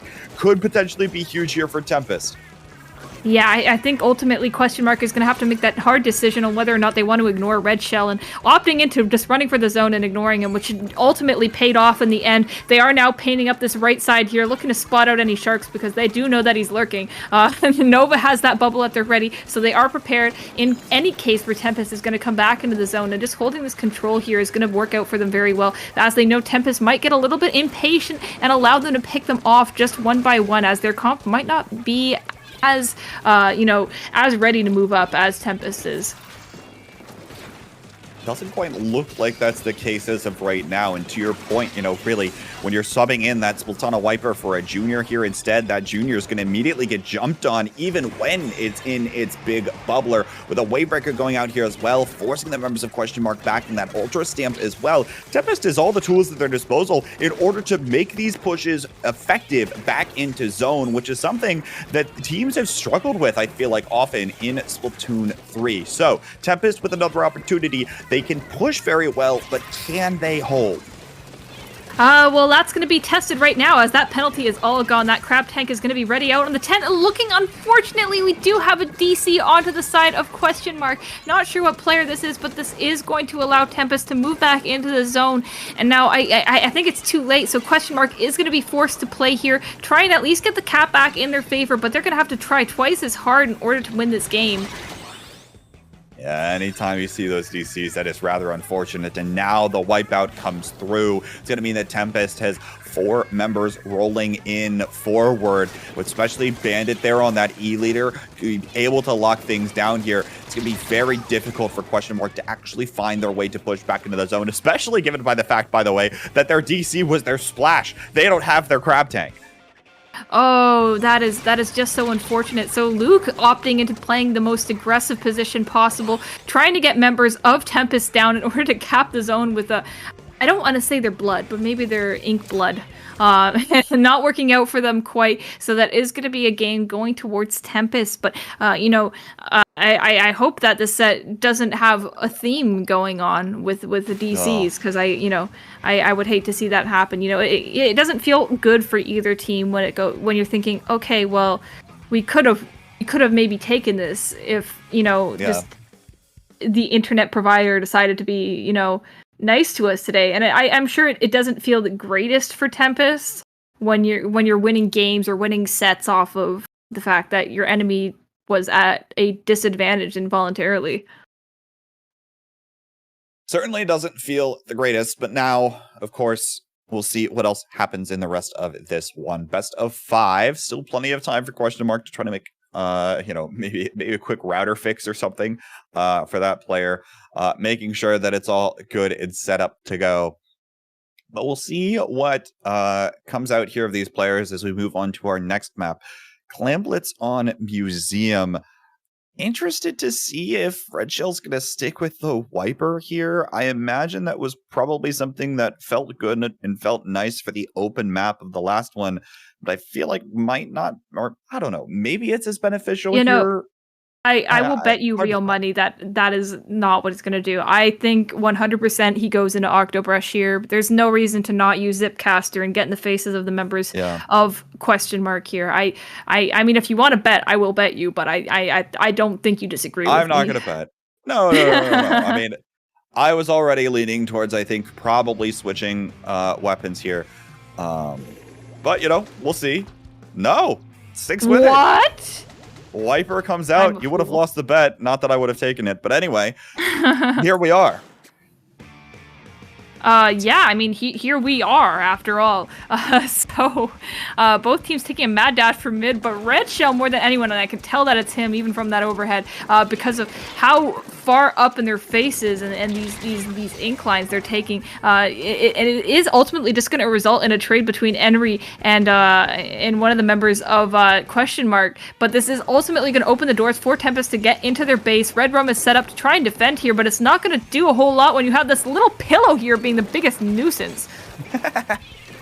Yeah, sometimes, you know, some of the map geometry does get in your way, but Redrum nonetheless stepping right on into mid and is able to get a beautiful one onto Bandit. It's 2 down with 1 jumping back from Tempest, and Question Mark has a little bit of momentum building in their favor. Have to be careful of potential members shirking around, one of which being Henry on that splash. Gonna need to try to clear out all of these angles here, especially with how close together things are on this map, but looks like trying to move in to throw in this clam, but it's not gonna happen this time around. Question Mark goes 3 down. They can't convert that time around. Tempest has another opportunity and already moving under the barrier. Yeah, now they're all the way up in their faces. Red Shell has this torpedo at the ready, getting under their basket and not quite getting any picks off of it, but that doesn't matter. They have now painted the path for other members of Tempest to come under here at the basket and extend that lead a little bit more. This is really nothing, but on Museum, where this is kind of hard to get into their base to begin with, that ain't too bad. Not too bad at all, but of course it's not necessarily going to be. You're probably going to see much larger pushes here, right, on this map, because it can be difficult to get to that barrier at times. Going to need to see more claims go into the basket here for Tempest if they want to feel incredibly confident. And it might be even what they're trying to do now as they catch off a few of the members of Question Mark who have moved just a little bit too far forward. Again, it's about collapsing around your opponents from multiple angles. When you're able to do that as they drop into mid, you'll be successful. But already 2 down now for Tempest. This one might not turn to their favor here as now the Splash player gets caught off guard just a little bit. He gets taken out just the same as well. There's the wipeout coming in from Question Mark as they start to move back in. Yes, and this is going to be a good counter push for Question Mark if they're able to come in here and not get sniped by Tempest. So this is going to be very difficult for them now with that Clem kind of back in this position where it's very inconvenient and when they have to kind of give up their aggression for it. Henry is going to play goalie on it extremely well, and it's just going to be Redrum who has to scramble back into their base. Bandit trying to spot out any other members of Question Mark moving in, but this is going to be a lead hold for Tempest for the time being. Henry moving up onto this right side here, getting spotted out by the machine and not quite having the paint to take this fight properly. And now Phoenix is going to be in a bit of a scramble and not really the easiest position for them to take this fight, but altogether they're still able to win from it. Red Shell having this power clam, but I guess decides to pop hammer before throwing it.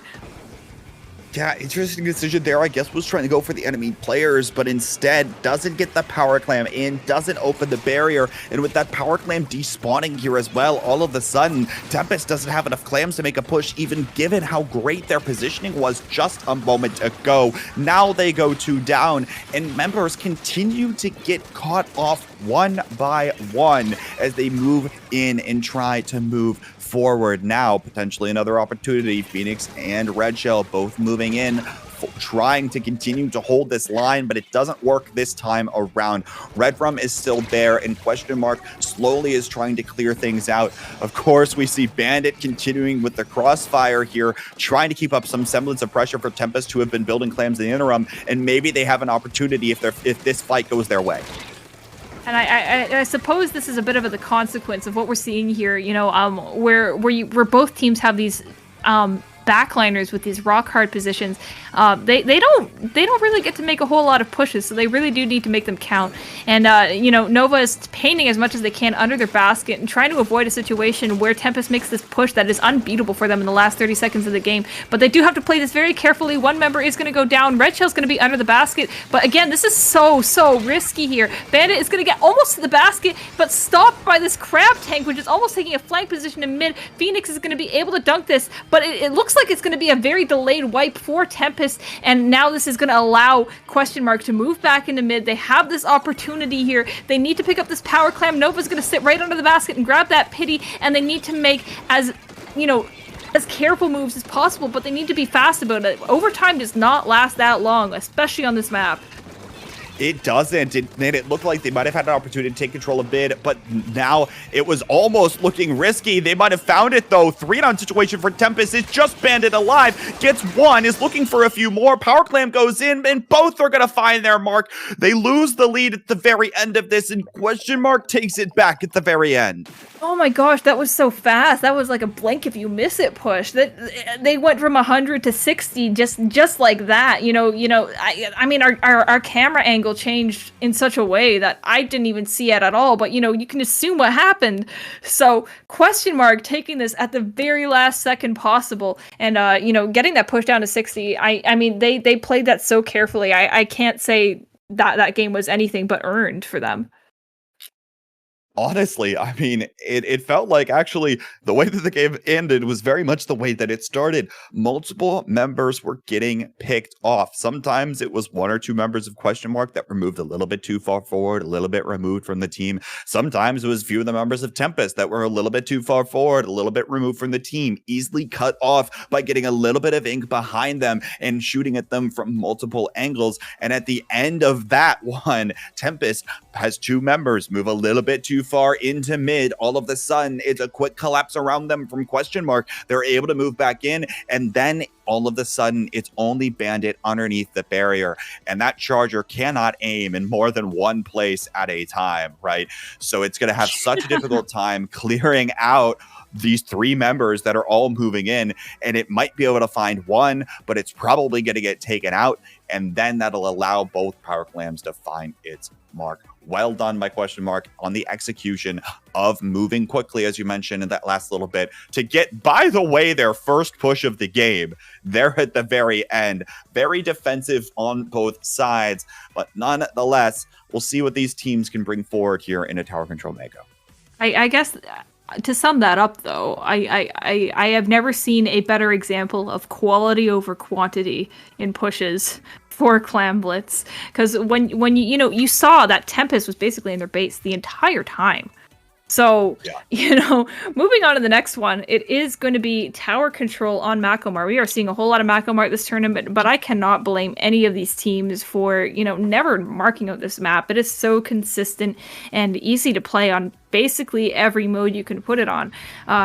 So we'll see how these teams are able to react to, I guess the way that Macklemore is played, which is a little bit awkward in Tower, but we are seeing this vac coming out once again, which I think will be a little bit more handy in this one than the last. Yeah, it's easier for this cone to have more of an impact on top of the tower compared to looking at Clam Blitz or something, where enemies can be approaching from any angle. Especially on Museum, oftentimes there's enough way to get just around that ink vac. Meanwhile here, if you're firing down one specific angle, that cone trajectory of that ink vac and that disrupting ability will also come in full force. Looks like here Tempest trying to take a look at the tower early, but is going to get backed on away from it almost instantly as they go 2 down right before hitting this first check.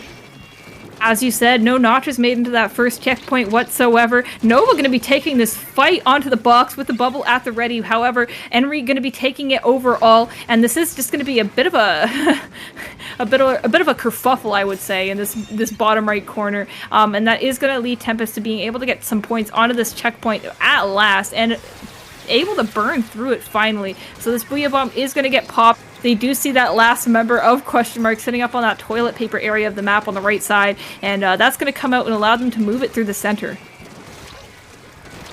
I can't keep focusing. You called that the toilet paper area? Yeah. I guess you don't play very much in comp at all, or never. Yeah, no, that's common to call it toilet paper. Right then. Anyway, Tempest is moving in here. Enri and Red Shell both teaming up for the double there right in the enemy's faces. They're going to be able to find the knockout here. Look, what do you mean toilet paper? That's an actual call out? Yeah, toilet paper. Oh, yeah, okay, so Power is trying to argue with me in chat now and say it's not toilet paper anymore, but in Splatoon 2, it had toilet paper on it. It had toilet paper, and then they got rid of it. I guess they got out of stock or something because of COVID-19. People were buying up the toilet paper once again.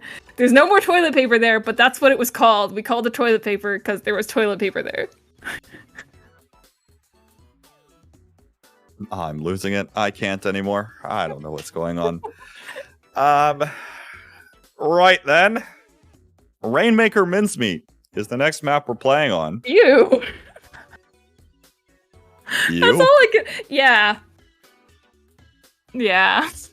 Yeah. I mean, it's all I can really think of with this one. I mean, okay, I'll try and give it the benefit. You know, Mincemeat is a bit of a struggle, but Rainmaker really isn't that bad on it, and I don't think it's anyone's favorite map, but it's definitely got some interesting play opportunities. There's some grates in the spawn that you can climb up if you don't know the right path exists at all. What else? The one thing about Mincemeat that I will say is that at least it's consistent, right? There are like 3 choke points on the map. One of them is the exact center of the map. The other ones are the 2 areas around that right bend where one of those checkpoints is sitting, where the Rainmaker will most often get pushed to, right? Not a lot of times will you see the Rainmaker go over top of these gratings. Potentially another angle there, but it's another just slow push to really actually get up off the ground. So Yeah. In most cases, it's consistent because you're able to play around those elbows, of the map where those checkpoints are sitting down. And so those will be the key points here where a team pushing will have to try to clear any enemy players that are looking down that area to actually find a successful push on this map. Yeah, I mean, where I'm sort of coming from with this is I think there's no universe where grates are going to be faster. I think they just sort of put that path there because they felt the need to do it, with it being a potential way to go that is far enough from the other side. But I just don't, there's just no way. Now we are looking once again, both sides have chargers, and I feel like they've been taking turns playing E-Leader and the regular charger, which is very odd because now we can see the perspective of both of these sort of backlines in whether they think vacuum versus wavebreaker is the play. And with that being said, Kiwi is going to be moving up here, and it has a little bit more wiggle room compared to I would say Tempest, when you have that laser that's kind of dictating where you're going. It kind of E-Leader wins out a little bit there. So one member is going to be going down. That is going to be Red Shell, and they are popping this crab tank to sort of start things going, but nobody's opting to pick up that Rainmaker, especially with that laser beam watching it. With Bandit going down, though, that is easily going to be the first checkpoint. First checkpoint gets dropped here. Now the question is, how much further can Question Mark take this? Luke already in an incredibly good position here, throwing that Booyah Bomb down, trying to get one for the road here, but actually it looks like it's going to be just enough for Kiwi to pick up that Rainmaker and move it down to the 17-point mark. 2 down for Question Mark there, and beautifully well played, as it looked like the members of Tempest were just confused as to precisely where to look, and now they go 3 down again. It's Question Mark that might be able to maintain a little bit of presence around this area, as Red Shell is right behind them, continuing to put in the work.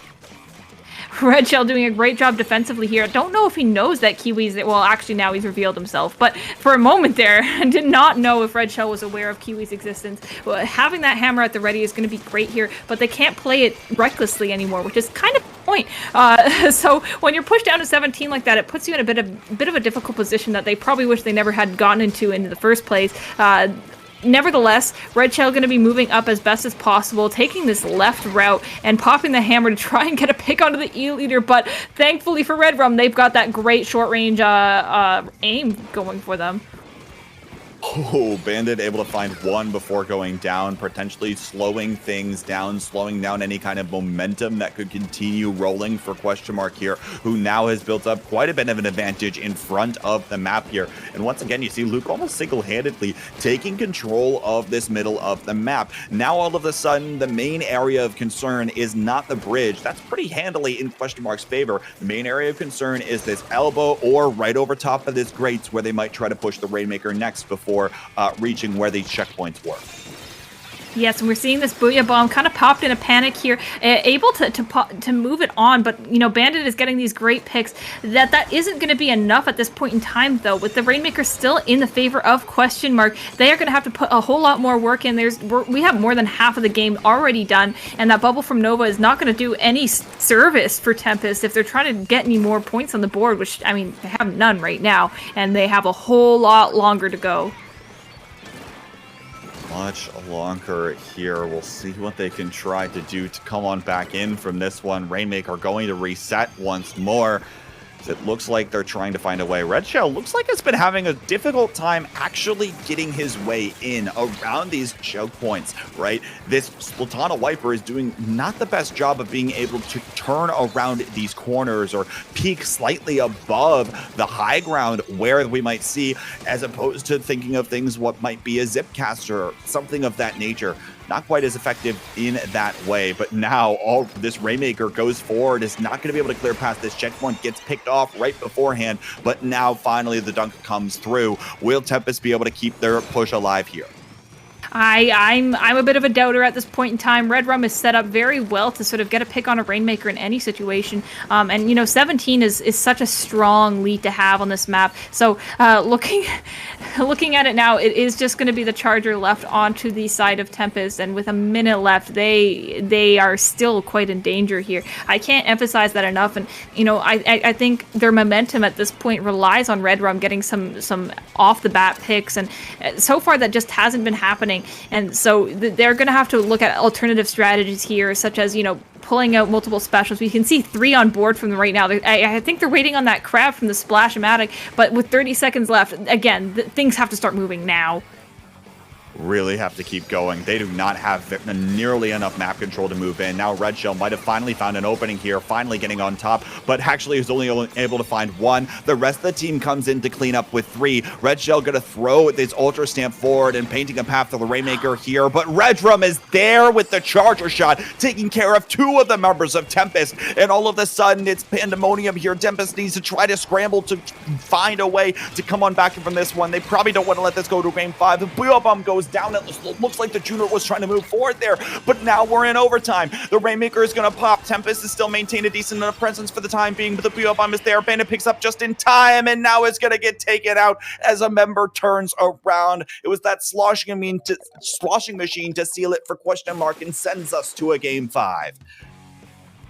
Absolutely insane in those last 2 seconds of the game. It feels like what we've been seeing a lot of so far is just these teams that are kind of playing a little bit sloppy for the most part of the game, and then they realize, oh crap, we only have 20 seconds left. We need to get things together. Let's actually hold our specials and move up. But, you know, by then, sometimes it's too little too late. I think if they just had a little bit more time on the clock there, they could have had something going, but they just took too long to get things like that started. So, you know, I think going into this last game here, they're going to have to take, you know, what they've learned and apply it if they're going to want to do anything on Scorch Gorge, because this map is infamous more than anything else for being extremely difficult to defend with. So you really can't make any kinds of mistakes like that. Otherwise, you're going to be seeing a 100-0 in the first minute or 2. Yeah, I mean, it'll be real easy for these players to actually move in and actually find ways to maintain these pushes, such as we were seeing Question Mark do early in that Rainmaker match, right? As they were able to move forward, they were able to keep up that much presence. And, you know, if you're able to keep up that presence, especially in Scorch Gorge, I mean, often it'll probably play very similar, right? You've got these elbows that you're trying to turn around in order to go right down into that barrier. It'll be easier to execute on for Clam Blitz with that barrier being slightly closer to that elbow, of course. By the same token, those are going to be the points of focus here for these teams. Can you actually prevent the enemy team from turning around that corner and staring directly towards your spawn?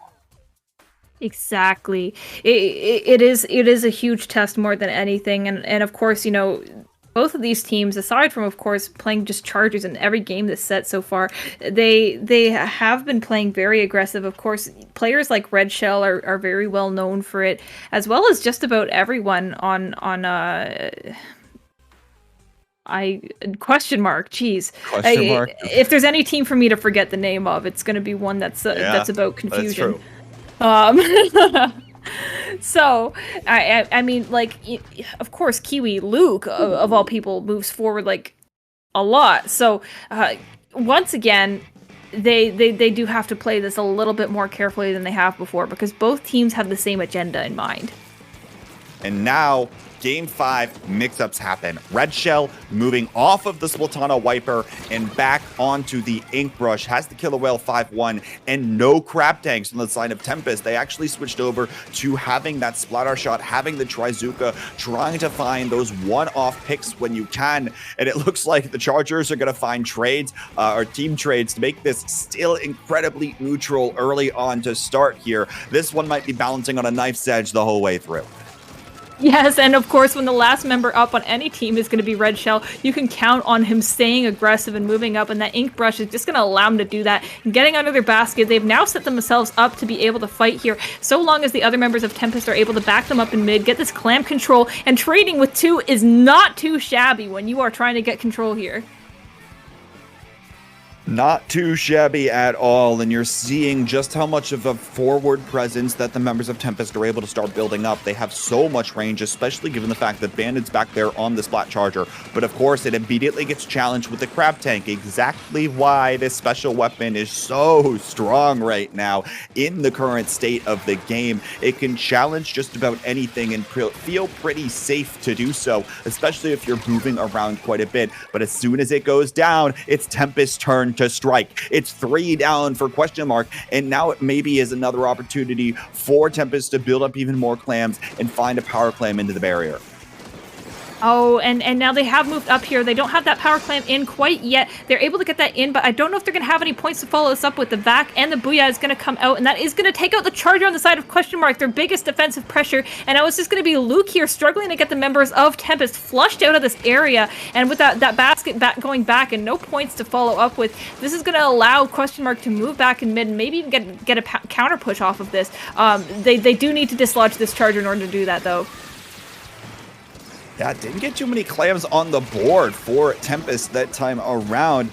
Betting they wish they would have had that one back, and now all of a sudden it's a 2 down for them. Red Drum starting to move forward here with this E-liter right over top of the grates. Henry tries to drop and is not able to find the pick. It goes down in the process. Nova is going to be there to throw in a few more additional clams, and Kiwi's trying to find some follow-up here as well, continuing this presence up for Question Mark. Now down to the 47-point mark, and a brilliant push here about halfway through the game in order to take themselves the lead. Tempest, though, might have an opportunity to start moving in, as you already see just how quickly they're moving towards the enemy barrier.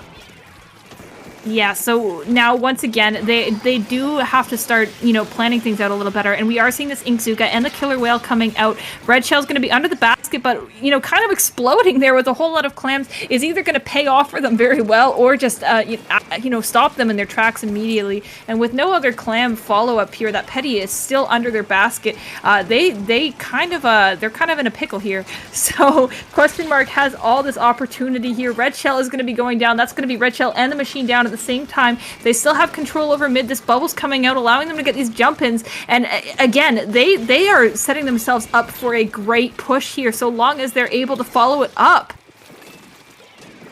So much area control. That's what it's all about in Splatoon, and there's so much purple ink in the area. Now that even extends further with the Booyah Bomb going down right behind the barrier, enabling more clams to fall in here. Unfortunately, Luke falls off the side, but 2 members still go down from Tempest, and Redrum has a beautiful angle over to Bandit on this side. Already, look at how much that Question Mark has built it down to 29 with a minute left to go in this game.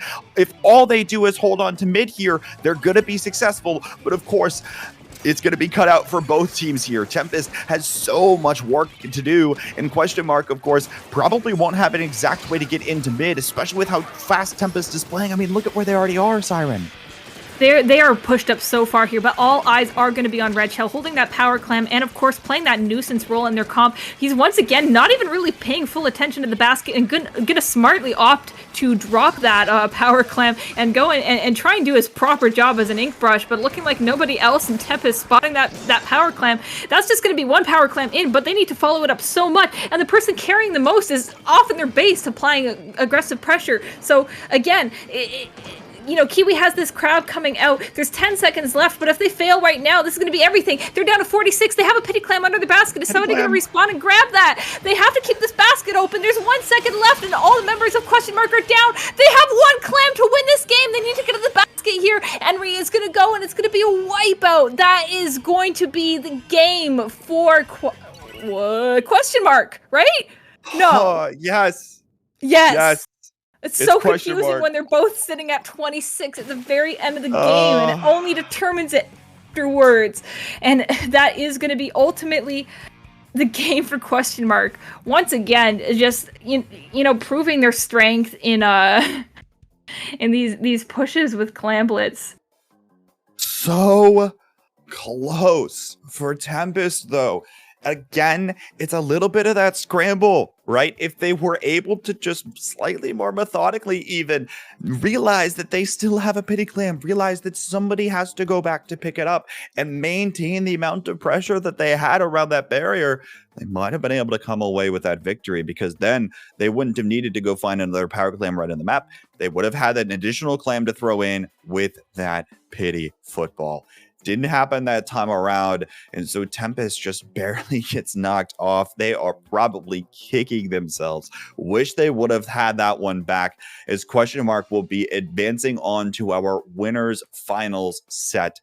What a series between these two squads. You can tell they definitely played their hearts out. Oh, absolutely. And I mean, huge props to Question Mark as well for taking this back. I mean, after that DC in game 1, I feel like a lot of teams would get demoralized and maybe play a little worse because of it. But of course, ultimately clinching out the set after, a bit of a difficult start overall. And that can be, it can be very hard to move on from that sort of thing. You have to have like a rock solid mental in order to do that. So Tempest just proving that they can take it back and show that they earned this in the very end. Yeah, so of course that's the benefit of double elimination, right? Tempest has another opportunity. They have another chance to go back. Well, first, take a little bit of a breather, right? Maybe they're going back to watch that other set, but first, calm yourselves down, because that was an incredibly tight one where they're probably gripping the controller so tight. But nonetheless, they're going to be able to calm down. They're going to have another opportunity to try to come on back and try to go for a deeper run here in this losers bracket. Should be a lot of fun to watch them. But of course, before we do that, we're going to get to see winners finals coming up next. Question Mark will be advancing onto that to play against this WK team, which on paper looks incredibly strong, Siren. Yeah, we were talking about this team before, and just all these strong players coming together, and it makes absolute sense to be seeing them in and I believe, what is this, winners semis or winners finals? Winners finals. We're already there. We're already there. Winners finals.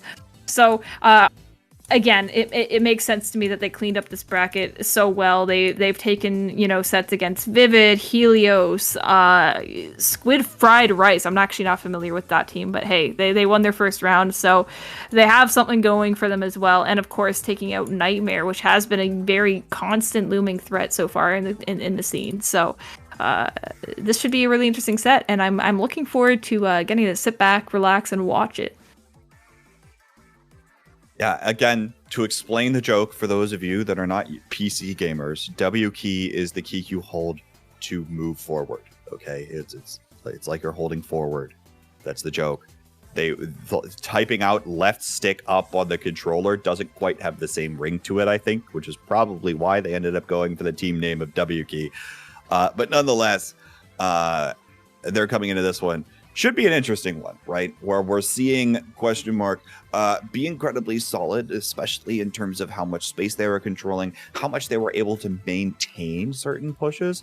And then, of course, going against the other side of this, of course, we mentioned some of the players earlier. Okay. I feel like there are like 2 or 3 Orions. Is this the Orion Tetra player, I assume? I'll be honest with you. I don't think I'm familiar enough with the European players to identify that. It would be weird for Orion to be playing, because I'm pretty sure that Orion played in a tournament earlier today and is playing again and is also over in the UK. The grind never stops, K-Bot. I mean, I guess that's true. I guess I don't have much else to complain about either, because this is my third broadcast in the past 2 days. So maybe I shouldn't complain a bunch. But hey, what do I know? But of course, incredibly strong right on. If it is this Orion we're talking about, it looks like we're getting confirmation that might indeed be the case. They're able to be incredibly strong in the Tetris, open up and enable things for the rest of the team that we've been talking about so consistently and so often. Also, worth noting here, Char's probably pulling out the Splatana Stamper. He's been playing that quite a lot and is a fan of that weapon. Interestingly enough, though, the Splatana Stamper has a place in this meta as the Crab Tank Destroyer. If you fire off like 2 or 3 vertical shots, all of a sudden those crab tanks are gone. They're off the map. You don't get the 9 seconds, you get maybe about 2. So if there are crab tanks on this enemy side, you'll expect Chara to be right there trying to take them out, which we saw one come out of question mark. We'll see if they continue to stick with that. I imagine it's probably likely. But worth noting, trying to pick off that interaction. Yeah, I mean, there's counterplay to everything here. So, what am I saying? Well, it is.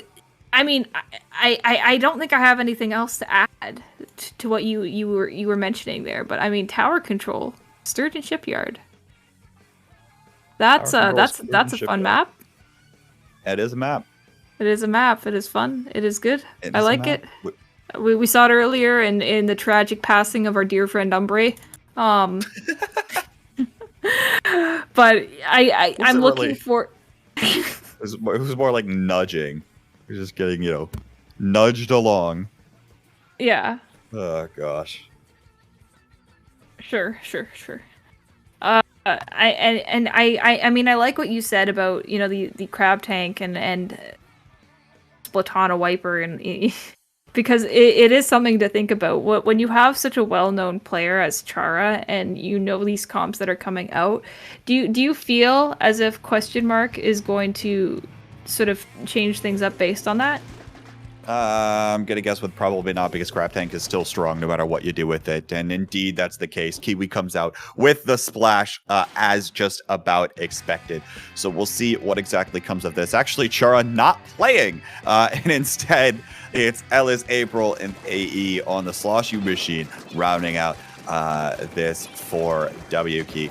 Looks like it is W Key on the purple side and question mark on the yellow side here. So getting into things, we'll see exactly how this one works. Of course, both these teams playing incredibly similar compositions. Perhaps most notably, though, that E leader on the side of question mark will have this ranged presence, but it looks like W Key is probably not going to give them very much room to breathe, especially given their name. Absolutely. They are going to be moving up. That crab tank going to be able to take out Orion in very close quarters there. But this Booyah Bomb coming out is allowing them to push all the way up to 30s and almost breaking through that last checkpoint. And it's just going to be members of W Key who are just going to keep jumping in. That bubble comes out partway through. But thankfully, they're actually able to stop that tower before it's able to finally break through that checkpoint. And so now this is going to give question mark an opportunity to come back in. 28, though, that is quite some damage done.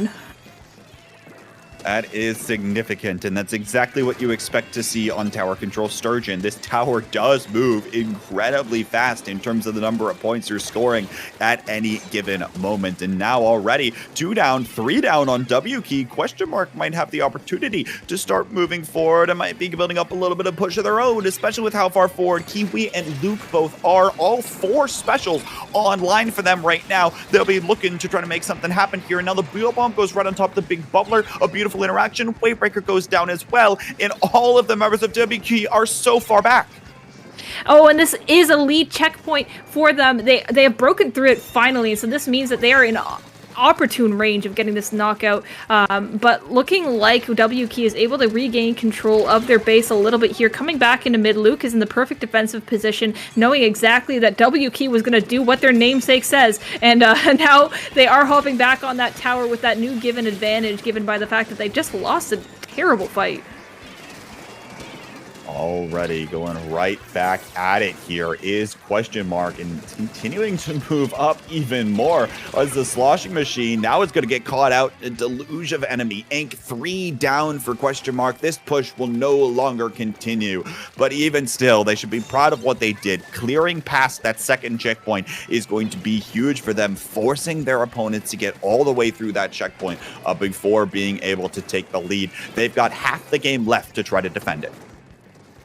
Yeah, they do have half that game left. Ellis going to hop onto the snipe here using this very popular crab position and sort of rain paint down onto the members of Question Mark here. Able to get Kiwi in the process and trying to spot out this Booyah Bomb before it gets out. But you know, Booyah Bomb in Splatoon 3, you can charge that thing faster than multiple people with Object Shredder can shred you. So that is that's not going to get countered at that point in time. But with all this absolute bloodbath into the plat, this looks like it could be the checkpoint for WK at long last. You know, Kiwi was there to challenge the bubble there, and it looks like Luke was able to move forward there as well, but the wheel bomb comes out here, and WK is able to clear the checkpoint and take the lead. Now AE hopping on top of this tower here as another member of WK is moving forward in the enemy base. Will they be able to be here in time to prevent the knockout? They will. It's a wipeout at the 2-point mark as Question Mark is barely able to stay alive in this game, and now they've got to send this tower back to the other side of the map.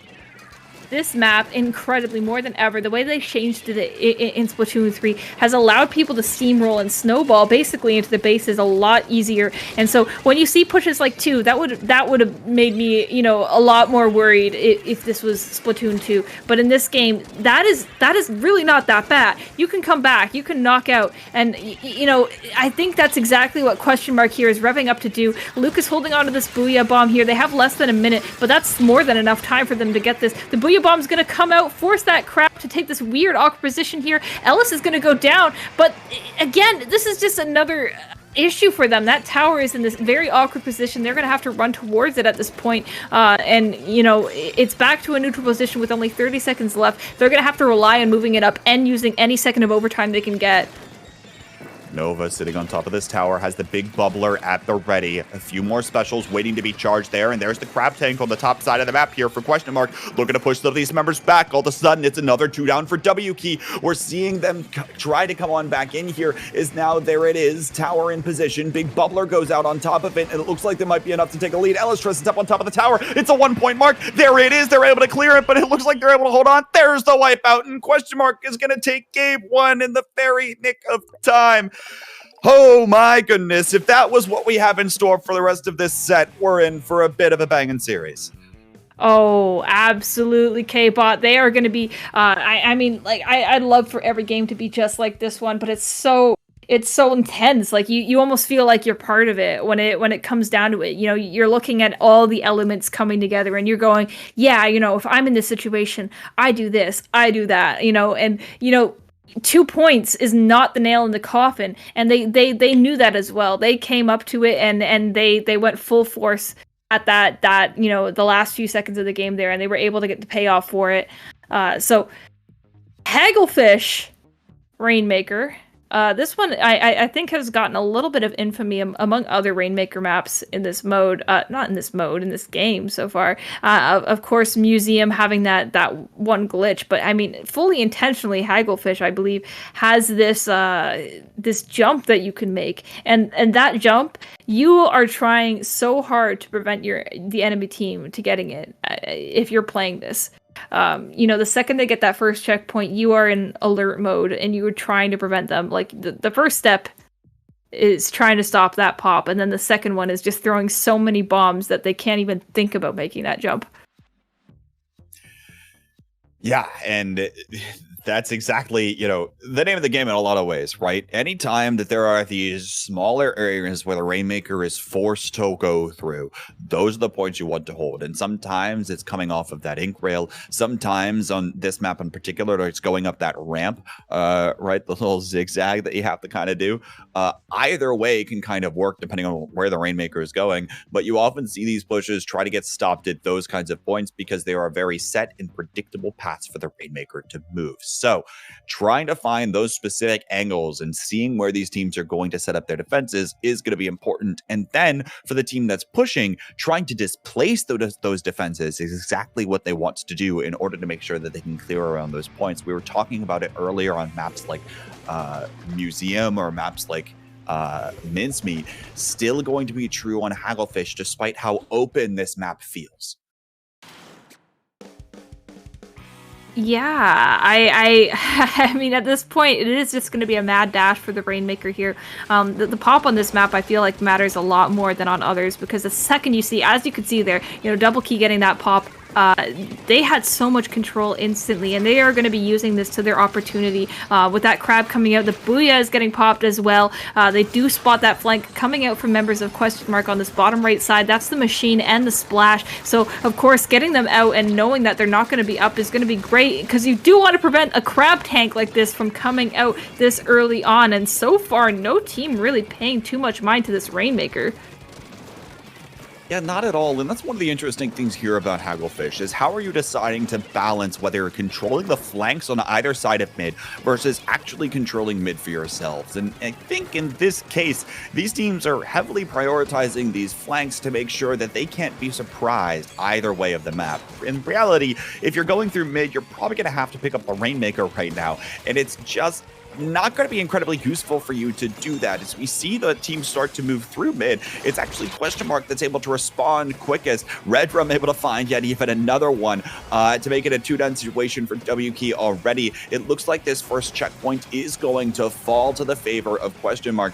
Although, as I say that, there's plenty more ink coming in, especially with that crab tank getting forced out here from WK. Nova tries to continue stepping forward, but still cannot feel safe doing just that. There's the dunk. Finally comes in, clearing down this pedestal, and there's still so much time for Question Mark to continue building on top of that push.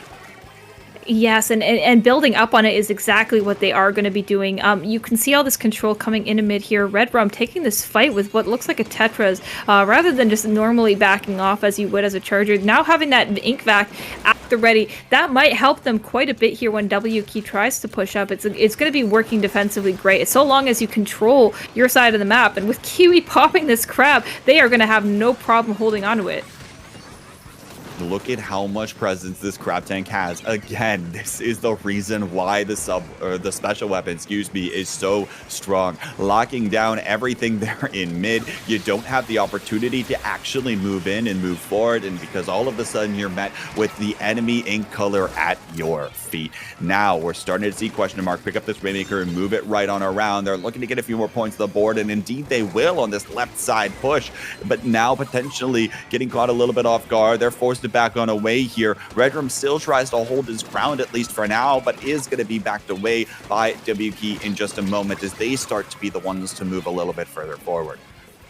Oh, we seeing what would normally be just a push is kind of almost looking like a flank because of the way that WK is positioned here. Luke is going to come around to that far side here, finally spots out one of the other members of WK and is trying to take this fight as well, getting into a bit of a 2v1 and not even making it out with a trade. But the damage has been done here. They've pushed up to 46. Even if WK gets that first checkpoint as a bit of a counter push here, that's not going to mean anything. And as I'm saying this, no one has really picked up, even in these situations where they have all this advantage.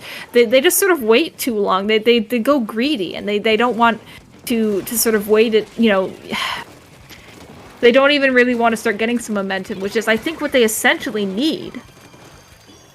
Yeah, and the other thing though too is that they don't have a lot of tools at their disposal to take a bunch of space. If you're looking at the W key composition, they have Reef Slider and Tacticooler, each of which are probably less effective compared to a Crab Tank, a Big Bubbler, or even a Booyah Bomb in terms of actually getting in to take more space away from your opponent. They're very niche special weapons that aren't actually able to be very effective in pushing. And I think that's one of the reasons why W key is struggling so much. Now you see Ellis start to come in with this Crab Tank, but with 2 members down, he's just going to go ahead and get it collapsed around almost immediately. Question Mark has moved right back into mid. There's so much purple ink in the map already, and they're going to pick up this Rainmaker and start moving forward with it again.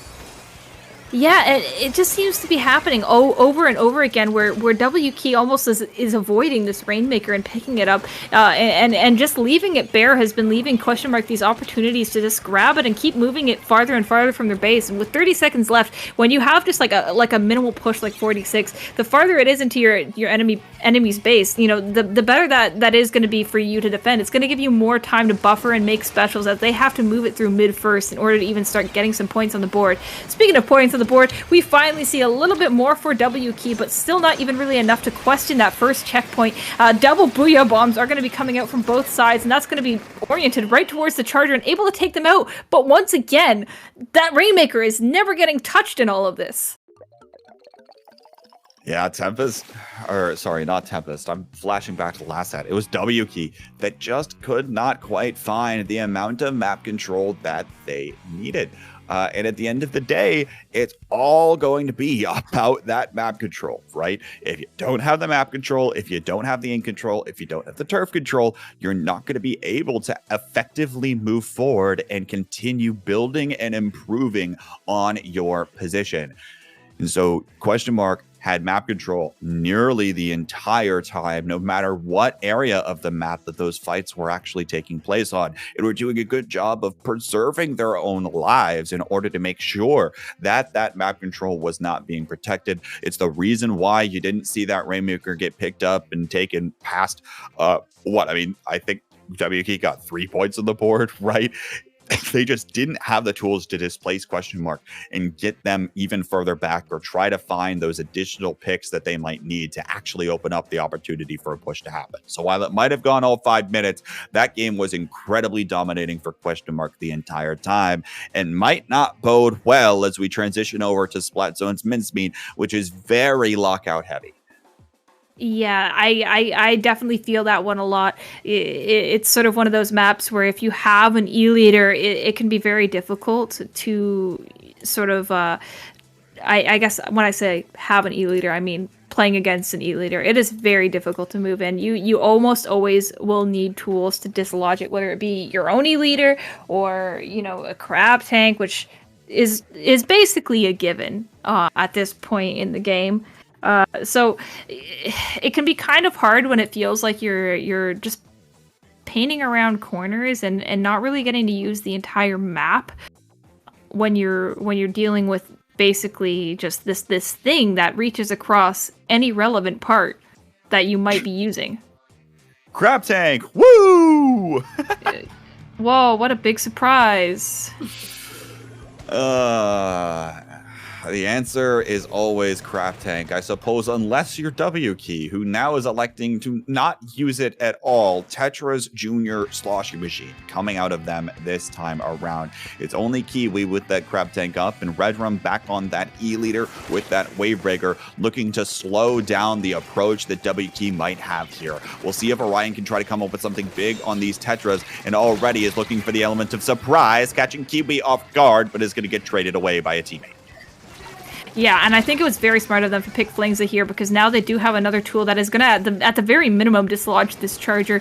And, with that, we're seeing quite some erratic camera movement of this Junior trying to paint up as quick as possible and covering the ground in a wide motion. So now that zone is going to be pushed all the way down to 60, and this is great. They have all this map control here. That Charger is down. They are in the ideal position you would want to be here. So W key holding on to this extremely well. They have that bubble ready just in time for the members of Question Mark to come back into zone, but turns out they have one of their own, so they are going to be combated a little bit here by Nova, and at least some neutral going down into the favor of Question Mark, and that is going to be the cap for them, putting some penalty points points onto W Key, and this game isn't quite over yet. W Key, you can hold forward all you want, but you have to calm down. April was struggling to move forward and actually find a way to get that bubbler into position, and then just hit it a moment too soon. If that bubbler was out in position, it would have been fantastic space coverage that W Key might have been able to maintain their space, but it looks like it doesn't matter for the most part, because now it's W Key that's come on right back in here. Another bubbler goes out, and now they're continuing to get these members of Question Mark down and time again. It's a 3-down situation for Question Mark, and W Key has the opportunity to lock this one away. Looks like it's going to be Question Mark that might be trying to challenge the zone. The paint is going to be essential here. Yes, and with that Booyah Bomb coming out, throwing it onto the far side of the zone, pushing the members of W Key back, allowing them to cap it momentarily, and now they are finally getting some points on the board here, but they have to play this very carefully here, because anytime they get penalty on their side, it's going to be twice as hard for them to get down. 8 is quite a number on Splat zones, especially on Mincemeat, and especially when you're dealing with of course, I was just going to mention Flingsa, and Ellis had to come right into the scene, popping these 10 missiles, and, setting up other members of W Key to move back in and try and get what they had in the first place. There's the zone cap. I think, by the way, to your point, that zone cap actually was done with a little bit of the Tentamissile ink as well. Helped it out for W Key. 2 down once more for Question Mark, and now Orion once again in position to cause a little bit of chaos on these Tetras.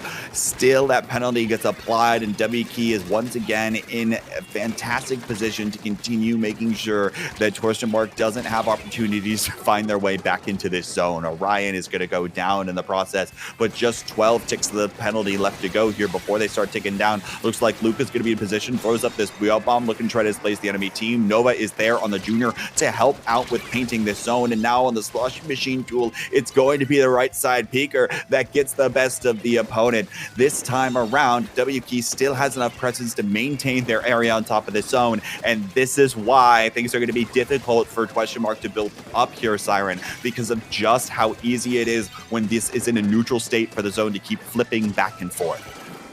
And it feels like every single time they recap, W Key is dealing with less and less penalty points. So every time they sort of lose their hold for Question Mark, it becomes even harder for them to sort of take their time moving back in, because they have less and less time to sort of get these counter pushes and these recaps in their favor. So again, they need to be playing a whole lot safer here. And of course, now we see Nova here opting into not taking these fights onto zone, which is very smart when you're trying to hold control of it. But with the Junior popping the bubble directly on top of it, they're not going to have much of a choice. Nova going to be going and popping their own bubble, while Red Rum here is sitting up on this right stack, going to pop that wave breaker and sort of make notice of anyone, getting Orion on the partial charge. This is 27 and 2 members down on the side of W Key, and those were some of their best painters. It's just going to be the 10 missiles coming out, and I think this could be a lead swap for them if they're able to hold on for just a little bit longer, K-Bot. It looks like they're going to be able to do just that. Kiwi trying to come in from the side here as all the members of WQ are just doing everything in their power to reach on top of this zone, but it's just not enough. They falter there at the very end, and it's going to be Question Mark that takes the 3-0 in winners finals after that incredibly close game 1.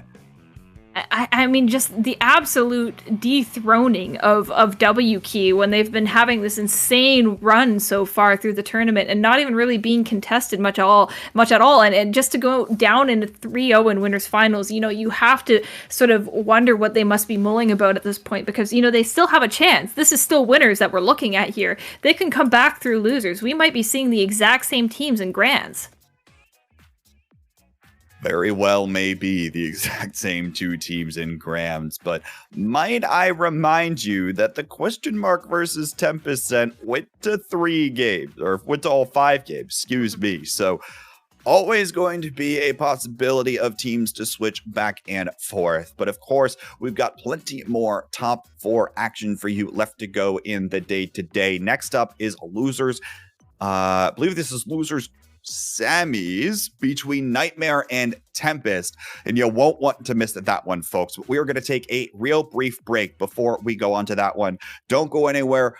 We will be right back with some more high-level Splatoon action.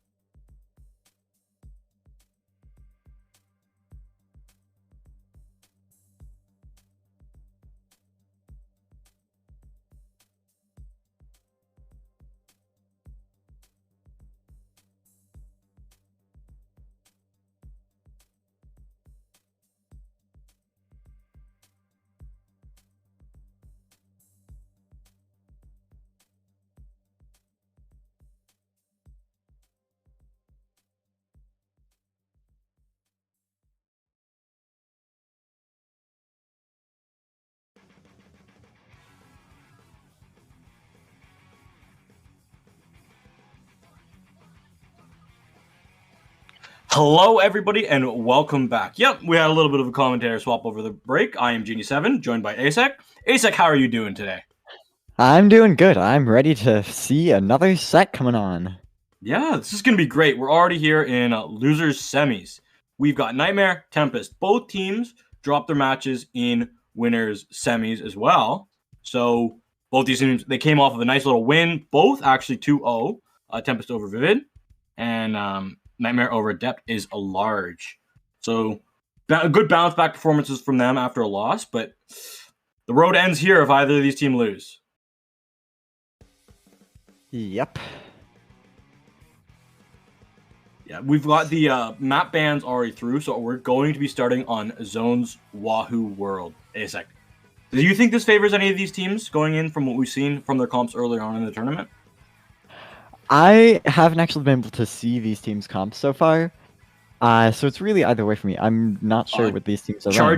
Charger on Tempest inside of Bandy, and Nightmare no backline. Yeah, without a backline, Nightmare might have problems pushing in to that plat, or keeping them from pushing into their plat as well. That Flingsa will answer a lot of those answers. That's yeah. We're seeing a Tetra and Wiper comp. Those are both fairly aggressive weapons, especially Wiper. Both of them like to kind of play in there and get in the enemy's faces, so we're going to see how this plays out for them. If they're going to play that hyper aggro style to try and just outpace their leader.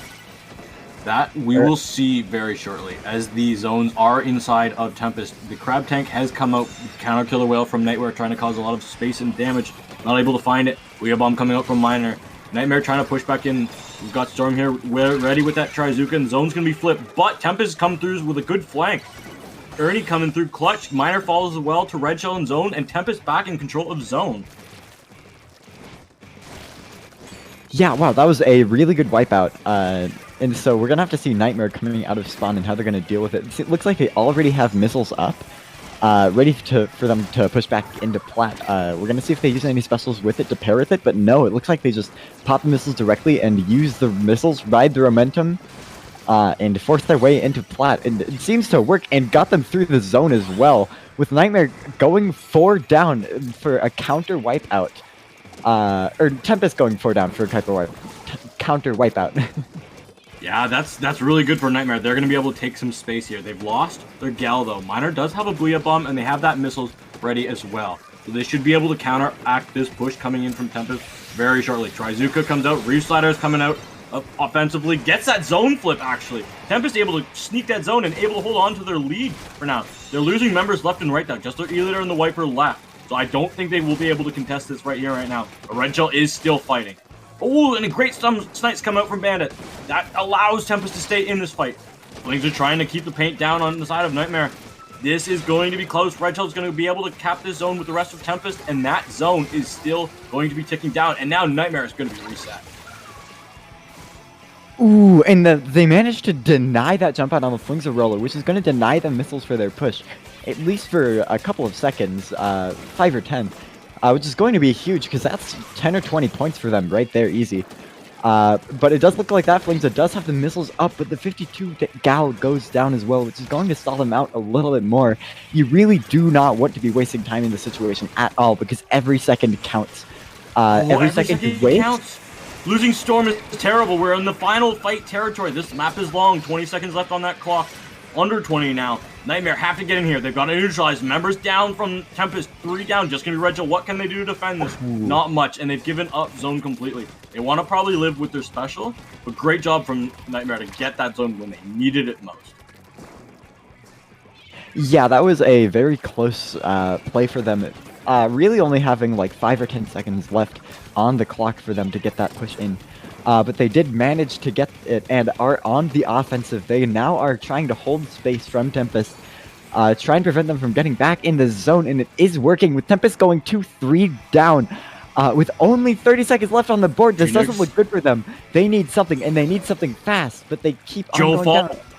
That's perfect. That's the perfect opportunity for Tempest, except there's no time. Booyah Bomb missiles are something you have to counteract. Crab coming in aggressively for Tempest. Stamp going to go for zone. Can they get anything? Can they find the zone? Can they neutralize the zone? tight just to either the left. And no, Nightmare is going to be taking this game 1 of our best of 3. Wow. Yeah, that was very close with the down to 13. That is really not that much time. Contrary to what a lot of people say, it isn't 1 point a second. I believe it's closer to 2 points every second. So in that case, they really only had about 6 seconds to spare. And they managed to just barely get it by a thread and then turn it right back around right off the bat and get that win. Which is going to leave Tempest in a fairly bad spot. They have to win both of these next ones. Yeah, that's a challenge with the best of 3. We've gone back down to this best of 3 as we are in losers semis. Our last best of 3 of the day, but it's going to be tight. Hagglefish, tower control. I'm very interested to see if Bandit's gonna go for a ink vac or gonna stay on that E-liter with the wave breaker. It's always a toss up because that regular charger, it also has got that faster kill time.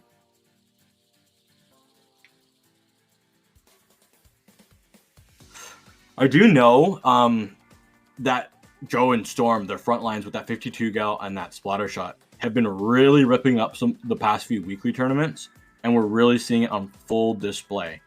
Nightmare's got a comp that they really enjoy playing, and it's all really, honestly, been a lot of fun to see. Yeah, as for the charger thing, I wouldn't be surprised with either. Both of those specials are extremely strong here. You can use that ink vac to really force checks on tower, especially that first check, when really the only way they can contest you is from from a ledge that is reachable with an ink vac. But the wave breaker is also very useful. There is a very nice spot for wave breaker on mid on this map that I'm sure a lot of people know. It is beautiful. Yeah, it covers pretty much all of mid and tower if it is in mid, so we could really see either of those. But I guess we're gonna see what we see because we are headed straight into it. Game 2. Nightmare takes this. They will be moving on in the series and eliminate Tempest from the tournament. We've got 5 minutes on the clock. Let's see what damage either of these teams can do. It looks like we are seeing the E-liter pick with the with Object Shredder, probably to counter any potential wave breakers that could come out, since it's so good on this map. Since that does allow you to one-shot that wave breaker with E-liter up running Object Shredder. Both teams going trades. 2 down in the first team fight. 2 to missiles and 1 earlier off the bat. So that's kind of going to be a reset here with both teams playing to try and regain their momentum, regain players, get back into it. And it's going to be interesting. Nightmare does get special out first with that Flings of surviving. They get those missiles again. But they do go 1 down off of it, no one really being able to take place of the displacement those missiles provide. And Nightmare is being forced to back up here as Tempest approaches the first checkpoint. Tempest goes down. Oh, a complete wipeout though. Nightmare able to hold strong and hold defensive, keeping their positions on lock. And beautifully for them, they are rewarded. Trizuka at the ready, Killer Whale, everything at the ready for Nightmare. Missiles have gone out. Trizuka's going to look to find some people in the top right. Storm can't quite find them. Pikachu's able to try and roll through this tower if they can. Red Shell wants to slow it down though. Tempest has lost with E-liter and Machine. Best 2 weapons to slow down this tower. First checkpoint should really be falling here. Nightmare, and they've got their missiles back up again. You gotta love that the special bonus on tower control. When you're pushing tower, your entire team has an insane bonus for specials. Your special meter will end up going upwards by itself when your team is in control of tower, and it goes up really quite quickly, so you can get specials back to back. It's huge snowball potential. But Nightmare does go 3 down in a great defense by Tempest. Picking off that final person and leading to an effective teamfight with the last 3 on Nightmare coming out of spawn. We're going to have to see how they defend this, because Tempest is pushing up pretty far in their face, holding the area in front of the first point. Storm's able to find 1. Can Storm find 2? No, Storm gets traded out, luckily for that. Bandy's going to be throwing that wave breaker in mid. Members of Tempest are going to try and make their way through with this checkpoint. Missiles and Booyah Bomb have forced them back, but the members of Nightmare have fallen left and right. Can this snipe come out? It doesn't need to. Members of Nightmare are gone. Just Storm left, who's all the way back in spawn. This checkpoint should be Tempest's for the taking. That's what they have. Booyah Bomb is coming out from the side of Tempest. we're going to be seeing the second checkpoint being contested heavily. How much more? Crab Tank is out as well. They've lost their E-Litter. They lost their Wiper. Tempest has lost 3 down. Just a Splash alive with that Crab Tank. Crab Tank has fallen and faded. Both teams really putting good dents in each other's checkpoints. Oh, Rizzco comes in from the top ropes and gets a trade. Oh, you gotta love that Splatana cheese.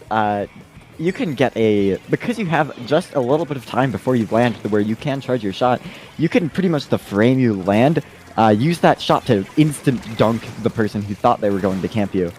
It can be very surprising when that happens to you. I don't see enough Splatana Wiper in my games to really even notice that, so that's something I did not know. Great to help me and all the rest of the viewers. But oh my goodness, Tempest has lost 3 members. Now it's going to be a complete wipeout. Oh. Nico and Joe are going to be rushing this tower. Joe on this 52 guy has been putting in so much work. Going to find Bandit down as well. Has that killer whale at the ready, allowing their teammates to know exactly where the members of Tempest go. And that's 3 down. They know exactly where Red Shell is, so this should be another wipeout, and that's exactly what it is. This checkpoint, this third checkpoint is the only thing that is keeping Tempest alive in this tournament. How much further? Phoenix is trying to slosh the roller off the tower. Through the checkpoint. Can Storm survive? Joe gets on the tower. Can Storm survive? No, that's not going to. 2 points are all that's left. But still, Tempest live. We might see a turnaround from what Tempest saw earlier, where they got very close to the lead and then had it robbed from them very last second, only for them to lose the game. We'll have to see if they can carry this momentum and turn it into a KO. They don't have much time on the clock, so they're not going to have a lot of wiggle room if they do go down. So they really have to make this work, but it does look like they are making it work, with Nightmare going 2 down, and I believe another one jumped out. This is some huge momentum for them, potentially breaking this next checkpoint. And if they carry this momentum, they can break the next one as well. Oh, it's just going to be Red Shell. Red Shell needs to live here, and they fall. Super inopportune time to go down. Phoenix is going to be jumping in for that just desperation play. Nightmare, they have all of it. They have all the control around tower. 10 seconds left. Does Tempest even have an opportunity to get in here? I don't think they do. There's only a couple seconds left and nobody is near tower. And it doesn't look like it's going to work out for them. Not at all. Nightmare coming up with that 2-0. Tempest fought hard, but Nightmare was just that little bit stronger. That little bit too much to overcome. Especially with that tower push all the way to 2. That almost can secure you the game. And that secures them a spot in losers finals.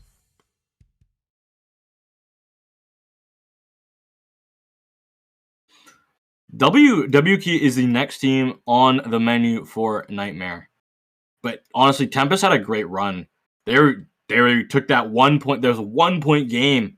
1 point Clown Blitz game, game 5 against Question Mark. We're sitting in Grands. So just one little point differential, and we could have been looking at a completely different tournament outcome for Tempest. That's going to be a little bit of a tough one to swallow, but great job to Nightmare. And they're going to be showing W Key only. Or W Key what they have in store.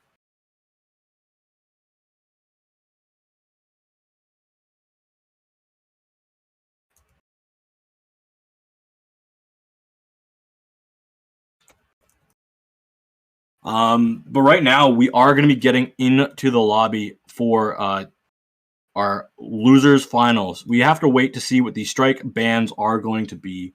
So while we wait for those to come in and the players to join the lobby, we are going to promote some of our tournaments with this little short ad break.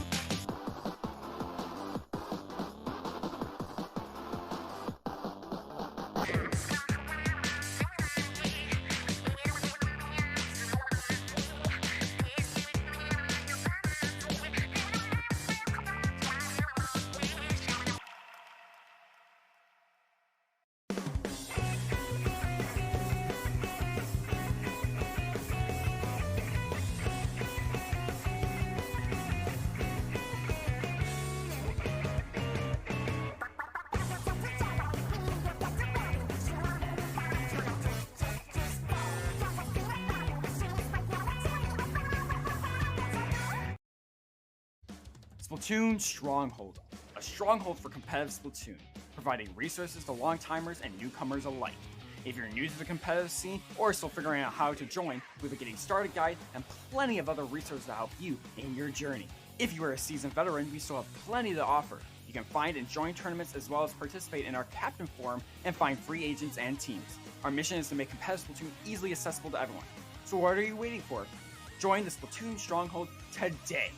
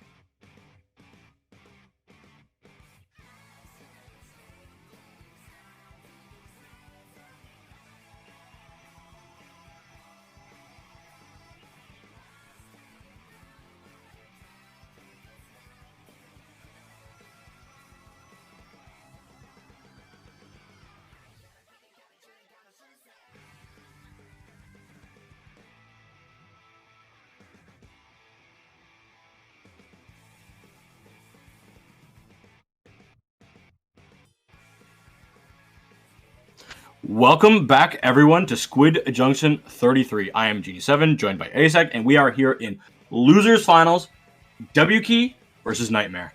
We've got the map bans in. ASEC, you like it? We got double clan blitz coming in this Losers Finals? Double clams is very strange. A lot of teams, especially in NA, do not like clam blitz as a mode in terms of playing it. And in my experience, I know a lot of people, clam blitz has been their least favorite mode, but some teams do prefer clam blitz. It is kind of a strange mode. I do. But some teams do prefer that. It fits their playstyle. And so I guess we have two teams where both of them are fine with clams. It's the newest mode to Splatoon, but it's been here for over 2 years. Sorry, over 4 years. Can we just put that in perspective for a second? It's been here for 4 years, people. It's not that bad. It's not that scary. It's scary in solo queue. Don't get me wrong. Don't get me wrong. But this is far from solo queue. This is Losers Finals of a tournament, a weekly tournament. Yep. Well, anyways, we are opening up both teams running fairly aggro comps, not a backline to be seen. So this map is going to be fairly good for them since there are so many just like closed-in areas that they can take advantage of. We do see a Flingza roller jumping out off the start as well as the Tetris going down, and it does look like that is enough momentum for Nightmare to start their push and see if they can get momentum through it. But the Flingza does go one down. Junior goes down on the other side though, and along with the Tetris, so that is going to be a continuation of the push for Nightmare. Especially with people jumping back in, we might see this push go for a while more, but those missiles are going to push them pretty far back, so that might be the end of the push for them. But they are still 4 up, they do still have clams, in a fairly good position to push again if they can get that advantage. They have their specials almost at the ready. They lose a gal, though. Miner is going to fall here as well. Nightmare losing players, but they get some trades out inside of that Tetris. WQ has lost their spirit, but April's going to say, who needs a spear when I'm the junior with this big bubbler? Trying to push aggressively back against Nightmare. They need some more clams though, and that's exactly what April is going to be doing. Watch out for that Trizuka coming out of Storm, and that's able to find 2. Luckily for Nightmare, pushing W Key back, and this push is coming back through missiles. Whale, double power climb going to be going into the basket of W Key. Wow, Nightmare, they are holding strong on this offense. Yeah, that is a down to 30 push and continuing to go further down. They only need about 7 clams, if my math is correct, to end the game right here, and they have enough clams for that. But none of them are by the basket and is going to close. But that is a very strong push for only being 2 minutes into the game. WK does have a lot of time to counter push though, so Nightmare can't play it safe yet, and it does look like they are going to continue to try to keep pushing this out here. Getting 2 down, but going 2 down in the process, leaving things fairly neutral for WK to work with and Nightmare. So this might just continue to be a stalemate for a bit until one of the teams can get a significant advantage over the other. And the Tetris dying to that suction bomb might just be what Nightmare needs to get in. But their Splatter Shot goes down as well, so this stalemate is going to continue for even longer. Specials coming out on WK's side, they do have a lot of clams, but they don't have the control to use them. And having multiple clam balls is not really what you want to see, because it will give away your team's location. And it looks like the Junior and the Flingza pay the price for that. Leaving and the Splash, leaving just the Tetris left to try and stall out, try and survive, using that reslider to try and buy some time. But the Splash Wall is going to block them and force them to explode early, which is going to leave them to die. But Nightmare doesn't quite have enough clams for a ball yet, so they might end up pushing some clams around. But they aren't going to be able to push off of that 3 down situation just quite yet. With them going 1 down to the Tetra, presumably a trade off screen. Their Splash goes down as well, but the 52 goes down on Nightmare. So we are seeing kills just happening left and right here. Both teams, that 4 missiles coming out from WK, but missiles counteracting them from Nightmare. Both teams, they're scrappy in mid. They're so short range. It's an all-out brawl. Trades will just constantly be going back and forth. This is a map that is just going to be pure chaos. No matter what happens. It's so short, it's so condensed, it's so chaotic. Neither team can really get an edge, as WK loses 2 of their members and will be put back on this back foot. Wow. They've got a minute left. Do you think WK can find their way to get down here all the way back to 21? If they do that, then maybe 2 go down with 1 bomb, I believe. On Nightmare, or no, not at the same time, but 2 go down on Nightmare pretty much right next to each other, which was very unexpected. So we are going to see WK find their way in, using that momentum off of it. This could be the counter push that they wanted. Those missiles are going to they're going to push them back a little bit, but we can see that if they can still push off of this, but no, they go 2 down in the process. The Crab Tank being the only one left backing up into mid, seeing if they can just continue this push and not continue the push, but just be able to stay in mid and help WK get their final push in, because this really is their last chance. About 30 seconds left on the clock, including overtime. They don't have a lot of time to get their push in here, so this is going to have to be a clean push all the way down from 45 to below 21. Doable. It is doable. But it isn't going to be easy. With their 2 power clams, though, and the 1 down on Nightmare's side, it does look like it could happen here. The big Booyah Bomb going out, blocking the Booyah Bomb. Oh, but they go 2 down, 3 down. Oh, the leading roll! just They splash. get 3! What a way to end That that! is going to put W Key in the grave, pretty much, leaving them on losing their first round. Wow, That that is was quite what they amazing. want to Nightmare see coming here. up with that defensive posture, allowing the members of WQ to get some space in mid, get some space past that booyah, but being punished by the chaos of all the specials coming out. Nico on that roller, able to roll 3 players over. That weapon, the Flingza, more or less a very supportive weapon, but being able to show its slaying power and still being a roller class with that lethal kill potential. Amazing job from Nightmare. They got such an early lead. Yeah, that was a pretty devastating lead at the start. W Key did get some pretty good pushes in, but that lead was just too large for them to overcome in the time that they had. So we're going to have to see how they react. Going into Rainmaker Mincemeat, definitely a very small map, yet it is very advantageous for backline since you can pretty much watch all of mid from that one perch. I don't think we're going to see a backline. I don't even think we... The only thing that we see is Nebula holding a charger in our spectator cam angle. That is the only backline I think we'll see all series. We have Nightmare, who does not run a backline at all. They were a team that when they were trying to form, were looking for a backlineless comp and team to play around. All the members are flexible. That they won't be playing a backline, I don't think, unless they get a 5th member on that team. And W Key, you don't have your name as W Key and have a backliner. That is just not how it works. When you see that Flingza from both teams, you know there's not going to be a backliner on those teams. You don't play Flingza backliner. That's not... I've never seen a team use that composition and succeed with it. It's just not something that happens. Yeah, and in this case, Flingza can act as a pseudo backline, which is very good for anchorless teams. With the Flingza staying alive and kind of playing that anchor role for the majority of the game, it can kind of be a backline substitute in the same way that you'd see something like a Squiffer or a Squiffer or Bamboo. In that sense of not quite a backline, but still you have that kind of backline presence. So we are going to see a double splash comp coming out from what I believe is W Key. Splash is the new meta right now, pretty much. We have been seeing teams running 2 or 3 of them in all of their games, pretty much. So it is extremely meta. With the triple object shredder as well, we're going to see what happens here. We will see that pop has already come out. This is going to be Orion trying to look for some space, pushed back by those 10 missiles. One of their crabs has gone out, but not being able to find anything and have fallen. Drinks are available. I'm going to say it. We see an NZAP. Not something that we normally do see, but I kind of like it. Yeah, when your name is W Key, Tacticooler is something you would expect to see. Given how the special does pretty much just enable your entire team to hold forward, and worst case scenario, you have a 1-second respawn with no special loss. So it is essentially the value of jumping out. Yeah, and you can jump out at the speed of light with Drinks as well.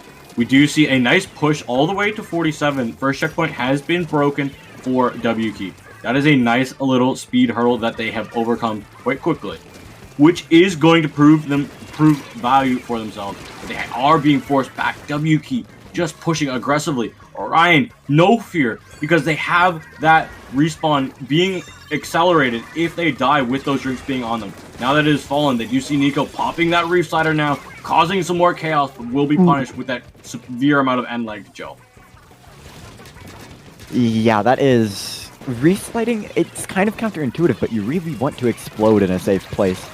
That end lag is brutal, because you are just a sitting duck for like an entire half second. Which is a long time in Splatoon, but we do see W Key going down yet again, going down to Nightmare.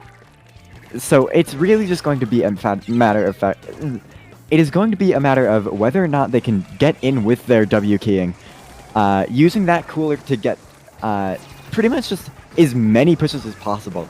And if you can get if you just get one of them right, then you can get a devastating lead with how fast you're playing.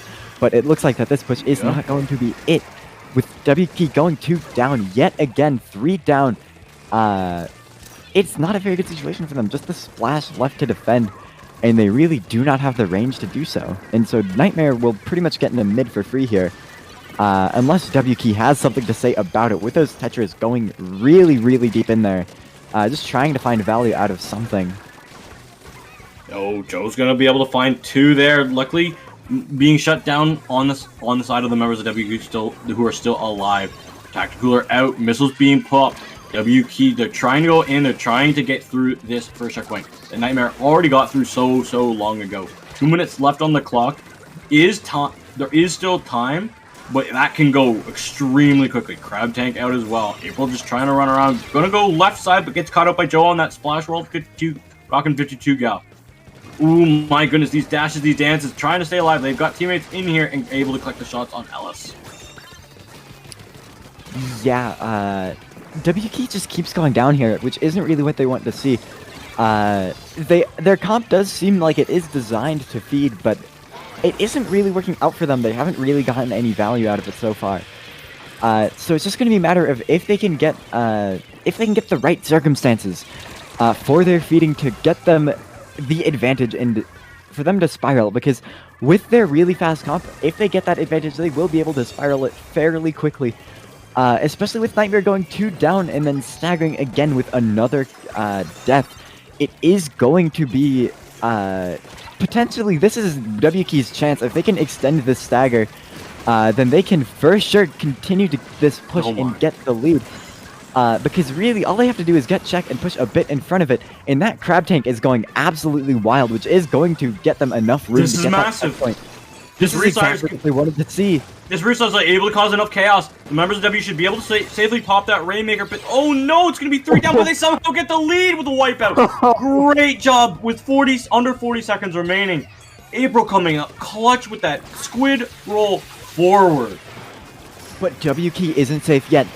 They have a lead, but it is a tiny one at that. And Nightmare could take it back at any second, leaving them back in that defensive position. And they are very close to taking this lead, so WKey is going to have to dive onto them and see if they can make it, getting them 2 down. It's up to the pop right now. If Nightmare can get this pop, then they get the lead. If WKey gets the pop, then it ends the game. Storm gets 2!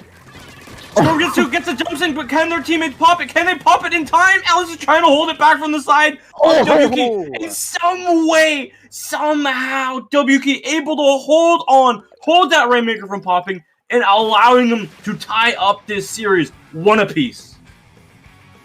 Whew, that was very, very well played by both teams there. That small lead, barely being able to take it out, and then holding the defense by a hair. That game was extremely close. Nightmare had several chances to get their 2-0 up, forcing a reverse sweep onto WKey. But WKey managed to barely get it by a thread. And hang in there, bringing it back to neutral, which is not what Nightmare wanted to see.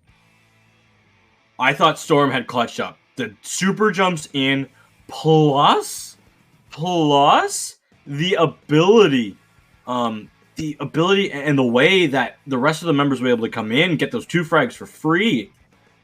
Some way, the members of WQ were able to keep that Rainmaker on lock. Looking forward, though, we got Zones Inkblot. This is a map that people really, really know from Splatoon 2. Yeah. With the different specials that we have and the lack thereof certain weapon kits, it plays quite a bit differently than the old Ink Armor Farm 10 missiles days. We still have the 10 missiles, but Ink Armor is nowhere to be seen. Yeah, and without that Ink Armor to pair with 10 missiles, really have lost a decent amount of their impact. They still displace very well, they still find information very well, which is much more important in this game, because everyone isn't constantly glowing with the Ink Armor that they have in every single team fight. But with no other global chaining special to pair it with, you really have to play off the pressure of those missiles, and you don't have that safety barrier of the Ink Armor to kind of hold yourself there. But we are seeing a backline from Nightmare. Explo, being a very aggro backline, being very good on this map, you can paint pretty much the entire zone from plat, which can be very powerful. So it seems that Nightmare has opted to take that backline, even though Explo is one of the most aggressive backlines in the meta right now. Nico making me eat my words. Oh my goodness, because I said there's going to be no backline from Nightmare at all. They just were a team that has not shown it anywhere. But, wow. Some scrim books that I were using aren't paying off right now. That backline, though, that Expo able to cause a lot of chip damage with that main weapon and its Rain Cloud, giving also some good recon with those awesome point sensors, those 10 missiles. You know what? They're called skill missiles for a reason. I got my 5-star reflex badge today, and I can feel those 10 missiles kills. Yes, indeed. 10 missiles can kill if you are in a very pressured situation. Having that extra damage can really overrun you. So you really have to be careful. Don't play into any spots where you can't move. Because you can get punched by those 10 missiles fairly easy.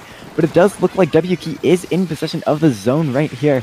And they are managing to hold it fairly well. But that Booyah Bomb coming from an angle the Tetris couldn't see, leading to them going 2 down on WK's side. This is very good for Nightmare, getting that Expo positioned potentially on top mid. You can pressure Plat very well from that position. And get a lot of chip damage down, which is going to combo with the 52 and the machine very nicely. Yeah, that chip damage. The lead will be swapping here for Nightmare. Specials are ready, but Big Bubbler and Reflatter are not the best entry specials. You're going to be wanting to wait for those missiles to be up. And there they go. WK are going to be rocking with those 10 missiles. Rocking in. Big Bubbler should be popping their way on top of the zone. Ryan here on those sectors on the right. Follow the Joe, but the zone has been capped in the side of WK. Crab is out. No more specials for WK. And they're going to have to be ready for the onslaught of Nightmare. Nightmare just able to cap that zone, but losing their Expo in the process. Trades for Orion on those Tetras.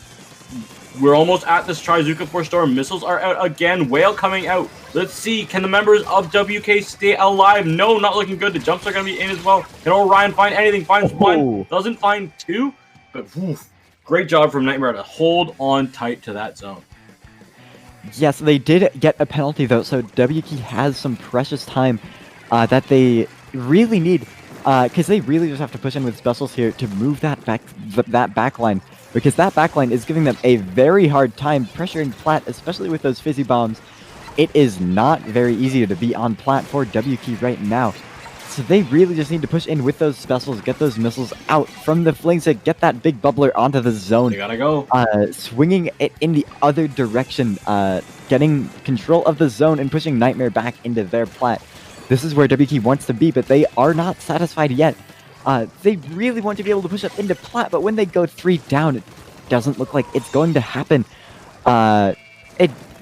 Someone on Nightmare does mysteriously die. I'm not sure from what. Oh, it's the Tetris. So Ryan. This is Tetris. Tetris to jump back in. Yes. Trying to find one, trying to find two, can't find anything. Does force a Booyah Bomb, but the Booyah Bomb actually gets the Flingza. The trades are going to be coming around, but they are traded back out. WK losing these fights, losing these unfavorable trades, and Nightmare's penalty is all but evaporated. WK have to get in here. They've got bombs coming on. They've got the big bubbler. Orion's going to be coming in with that reslider, but reslider falls before it can get anything done. Zone is neutralized. We're going to need to see some more specials come out. Crab Tank is at the ready, but your juniors falls, and you can't paint the zone at all with that, and that's going to be Nightmare taking this game 3 with a wipeout. Did Nightmare get a wipeout at the end there? Yeah, they got a nice little whiteboard at the end of the game. Nice. Very nice that way to put a cherry on top. Yes, indeed. That was very nicely played from Nightmare, holding that zone very well. Taking that advantage back from WK. We're going to have to see if they can ride this momentum, because WK has to win these next 2 games, which is not impossible, but it isn't going to be trivial for them, because they are now on the disadvantage, not being able to really make any more mistakes before being kicked out of the tournament. So we're going to have to see if their WKing can indeed take Nightmare and just push them back out, because they really just have to win these next 2 games. They do indeed. It's going to be difficult, because the only game that they have in this series was a game that they were losing for 4 minutes and 22 seconds. 4 minutes and 22 seconds of the game that they won, they were losing. Yes, indeed. So this is going to be pretty tricky for WK, given how dominant Nightmare has been. But we've seen underdog comebacks in the past, so we could see this happen today. It's just a question of if they can make it happen, if they can make the right plays, make the right decisions, get the right picks, to just get those 2 wins, because they really don't have too much room for error here. They have no room really at all. Clam Blitz is a mode that can really snowball out of control if the clams are positioned right. Nico is going to be back on that Explo. Saw the good work that it was putting in on the last map, and they're going to continue to stick with it. Being able to be allowing themselves to have that really long-range chip damage, but not able to fight anybody that wants to come across that grate is going to prove to be a little bit of a challenge. Yeah, we're seeing this junior go pretty crazy on their side of mid. Oh my! But it doesn't work out. W keying ends up working out against them here, leading them to a wipeout. Without a backline, you are prone to wiping because you don't have anyone playing safe and you don't have that safety net. And we pretty much see this happen for every backless team, but they do end up wiping once or twice in a game, and sometimes it does cost them. Like here, this is not very good for W Key, with Nightmare continuing to get that momentum, getting a push down to below 40. Really below just 40 is getting really that. good. Yeah. Really, really good. They're going to be forcing Joe all the way back, but Joe's able to live for that. As I say that, I commented at Grizz. But allowing Joe to live for enough time for the teammates to respawn, able to force Orion into a trading scenario. Crab's going to be out, losing the machine as well. Not good for W Key. April's going to be seeing Miner on that sloshing machine. Miner able to come out with that victory. Being traded out again. Joe follows to Orion. Orion falls to Storm, and now Storm versus Ellie just left. That's it. Yeah, W Key basically, or Nightmare basically got wiped here. So W Key is going to get their chance to come in now and get this pick, especially with this Booyah Bomb potentially coming out from the machine right here. We are going to see some nice pressure coming out. Joe's from behind. Joe's coming in from behind. Can they land the shots? No, 52 gal not able to find what they need in time. April's going to be watching out for Miner. Miner and Storm able to come in clutch, but Miner's the last one alive on the map. If Miner fell at any point, W Key would have had the lead. Yeah, that is not good for W Key. That was a devastating flank by the machine, getting behind them and shredding them from somewhere that they thought was safe. So that is not fantastic for them, and Nightmare is now on the Nightmare is now on the advantage, continuing to get W Key 1 down, 2 down, 3 down, just spiraling out of control. The machine being the last one, getting potentially shredded here. Oh, the trade! That is a delayed wipe, but the Tetras jump in with the suicide jump, getting the pick on that Explo. The Haunt coming in clutch there too, applying that respawn Punisher, keeping that Explo in the ground.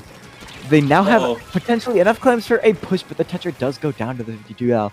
Going maybe just a little bit too deep in there, ahead of their teammates. So we're going to have to see if W Key can take that momentum from the Tetris and play off of it. But the Junior does go down, and the Splash goes down as well. Trading out the 52.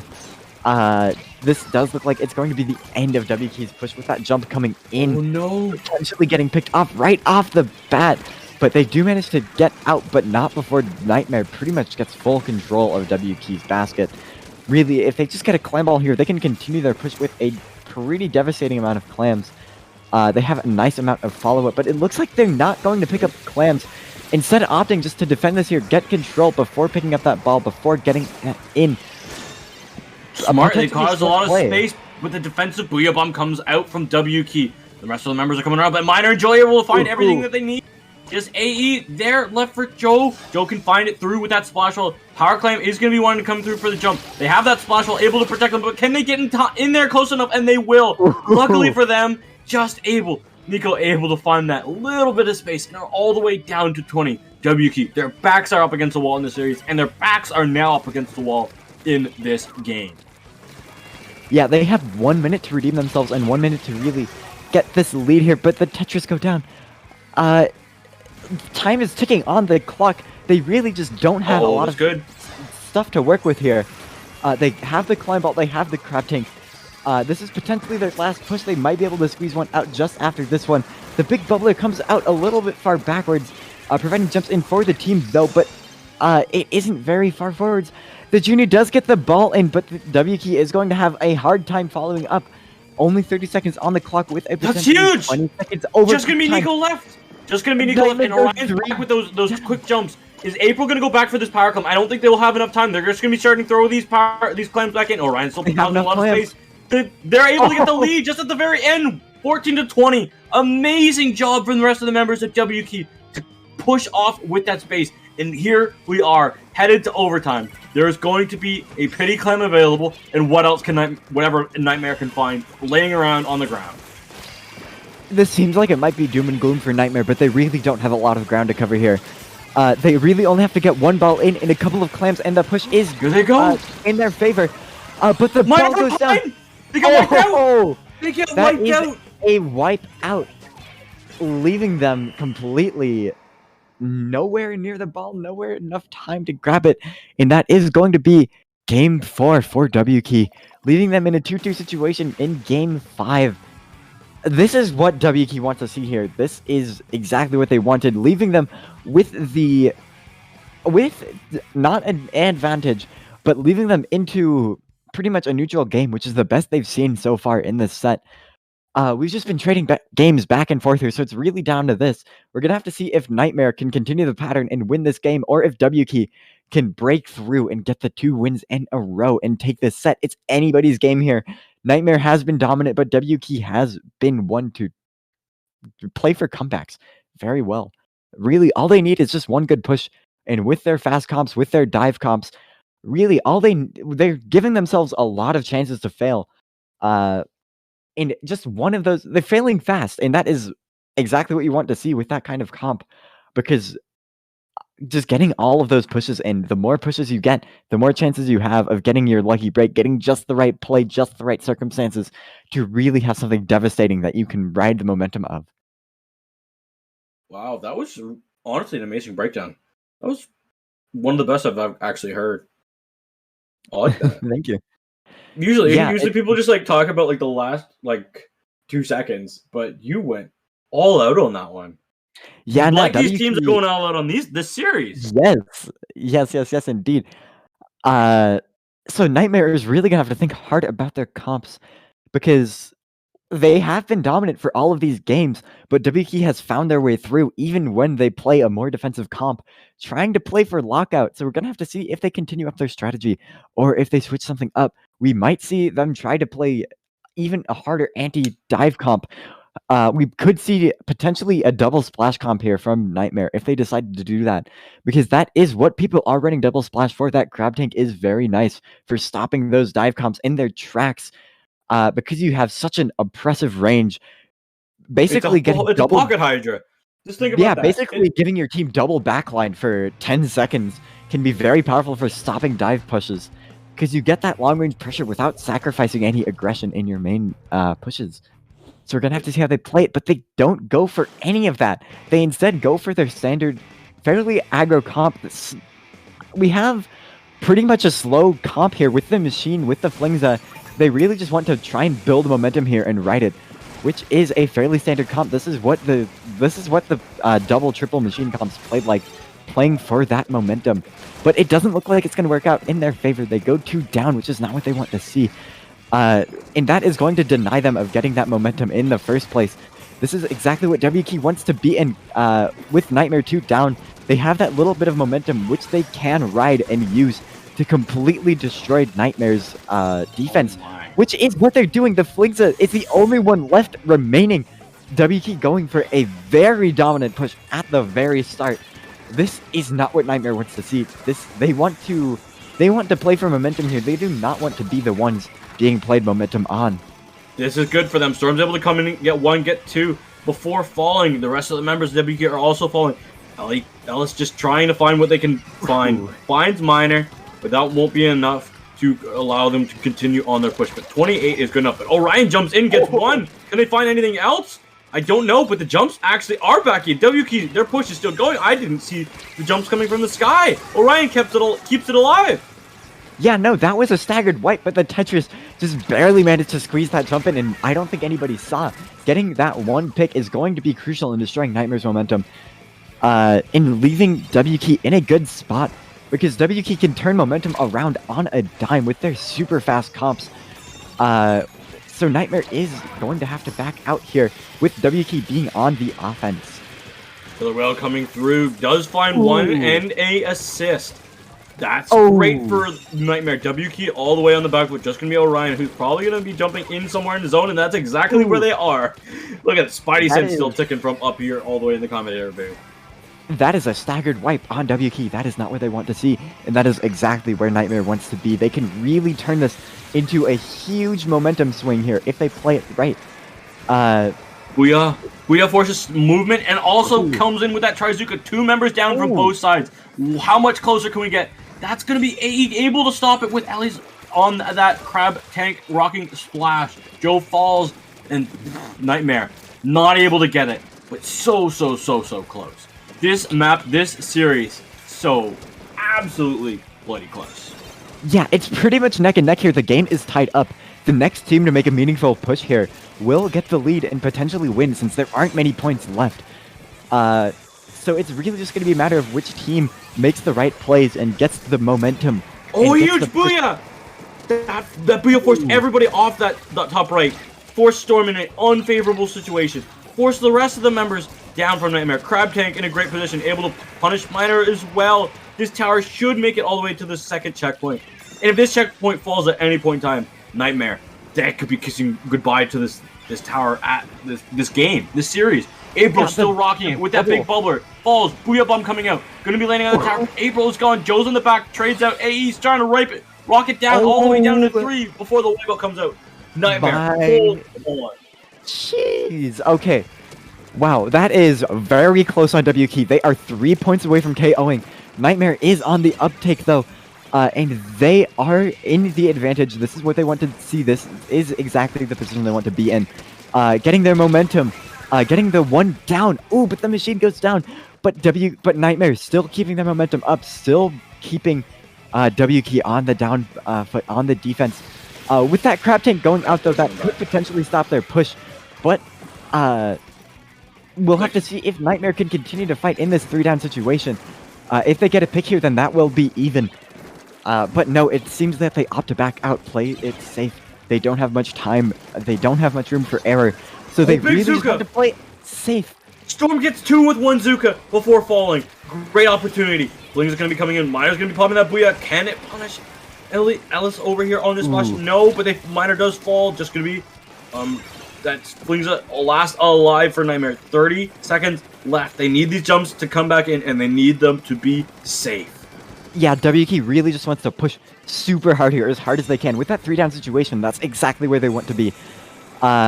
Their comp is fast enough to where they can take advantage of that very quickly and lead it to a potential lockout if Nightmare isn't careful. There are only 10 seconds left on the clock. So Nightmare really just has to get some semblance of control. W key goes booyah bomb's ready to though. grab the tower. The booyah bomb is ready, so W key can dive on the tower. Nightmare really needs to pick that machine off now before that booyah bomb comes out and ends the game for them. But the booyah bomb still isn't coming out. W key isn't close enough to tower to get it. The booyah bomb comes but it's out. just There's Orion. no one to capitalize on it. Where's Orion? Orion's gonna be running to that tower and they fall! They fall! 3 members fall on the side of W key. Just gonna be Joe as well, but they fall as well. AE comes out with the quad to end the series. All 4 members down. Jeez. That was a 1v4. 1v4. Whew. That was insane. That booyah bomb took them out there. They decided to just take tower, and that might have been not the play there, because that booyah bomb was headed straight for tower, and they all decided to step on it, hold their ground, and they went 3 down and then 4 down for it. If they had popped off tower, W key might not have had enough time to grab it, but because they stuck on tower there, they went 3 down and paid the price. But that is exactly where W key wants to be, taking the set, flipping it on its head, getting the 2-0 on the last 2 games, which is exactly what they needed. W key is going to be headed into winners finals, I believe. Yeah, winners finals. They have booked their ticket back up on that winner side of the bracket to face against Question Mark. Whew. There was a 3-0 and a little bit of a more dominant side for Question Mark of a 3-0. But we thought this Nightmare series was going to be Nightmare WQ series was looking very dominant for Nightmare. But WQ, the heroic plays are exactly what saved them. And their good team coordination on that Clan Blitz game also was crucial in their victory. Yes, WK took this by a thread. Their second game, that was extremely close. Just the entire balance of the game hanging in one Rainmaker pop. The Clan Blitz game, they managed to get the push at the very end to get the lead. And that last game was really the only game in which they were dominant. So that was wonderfully played by WK. I'm honestly excited to see what WK is going to be bringing out to go up, and if they've done their homework over question mark. Because when you're on a test, you don't want to get a question mark. You don't want to get like the F. If you have a question mark, that means you didn't do your homework. They want to show that they've learned from their mistakes. They want to show us that they can send this all the way back to a reset. Because I'm here, I'm ready. I don't have anything tomorrow. Tomorrow's Sunday morning. I'm just going to sleep in. Yep. Are you doing that, or you got anything early in the morning? You got work or something? I would have had low ink, but my team actually didn't make day 2, which is pretty unfortunate. But we were experimenting with comps, so we did pretty well. We went 3-3, but I guess we fought some teams that weren't as hard as others that went 3-3. Because the other people who went 3-3 made like Gamma bracket, so there's like an entire bracket that was just made of 3-3s. Wait, really? Yeah. To make Gamma, you had to be 3-3? How many teams were there? To make day 2, you had to be 3-3. We went 3-3 and we didn't make day 2. There are 170 teams. No shot. Low ink is massive. Definitely a very big tournament right now. I like how we're Dapple Productions here plugging low ink. Actually, no, low ink is go play Dapple Production tournaments. Don't play low ink. No, we're friendly. I've tried to play both. I'm not going to say like this is a Splatoon thing. We're not like hogging each other. We want to build each other up to go over to different events. I want to break that stigma of just because you're on company A doesn't mean you can like company B. We're not a company. We're all in this together. Both. Play both. Play. I was gonna say play both. Play in every tournament. Honestly, every single tournament. Honestly, no, maybe not go that far. It is fun. I do know that there's teams that really like to go out. I remember what was it? A couple early on. There was it day 1? I think it was day 1 20XX. There was like an area cup or like a JP tournament. I remember there was 2 teams, like 3 teams that played in that, and then they played and made alpha bracket in 28XX. That was like 8 hours of day 1, and then day 2 they played for like 6 hours. Jeez, yeah. Yeah, in 2 days. So and that's like there's a difference between watching and like playing the game and playing in the competitive mindset where you're just like it's draining. I've played LANs. I played at Big House. I was going for I started I had to be there for 10 o'clock for my pool, and we ended up continuously winning our games when we shouldn't have, because we were a low seeded team that just kept getting upset after upset. And we ended up playing all the way till 5:30. After showing up at that, we ended up losing to Starburst, but like they hadn't played a game yet that day, and we've that was our like 18th map of the day. They were on map 1, stage 1, and we were like stage 18. Yeah, it is, dude. I get exhausted. I get exhausted just from casting this. Playing it is an entirely different story. I do play in a decent amount of tournaments. But we it is. You know what you're gonna do? You should play in this week's coming up paddling pool. That would be a great thing. Ooh, yeah. Paddling pool. Mark your calendars, everybody. Because what is today? Today is the 19th. The next paddling pool on the 23rd, coming up this Wednesday, everybody, is a gold paddling pool. Ooh. It means bigger tournament, more teams, more competition, more opportunities to improve, and maybe I've heard from the higher ups that there's 4 Dogecoin on the line. Dogecoin? That's a lie. Okay. That's a lie. Yeah, nah. Splatoon. If you win the... No, what there is though is a cooler Sendo NFT. Oh yeah. The cooler Sendo NFT. It's instead of just a paddling, instead of a pool like it normally is with the umbrella in it, it's a golden pool. It's and not there's an only NFT. a select few people that have the golden pool. Let's go to Sendo.inc here and see. Yeah, commentators, me when I'm purposefully spreading misinformation on the internet. Who's got the golden pool? It's not an NFT.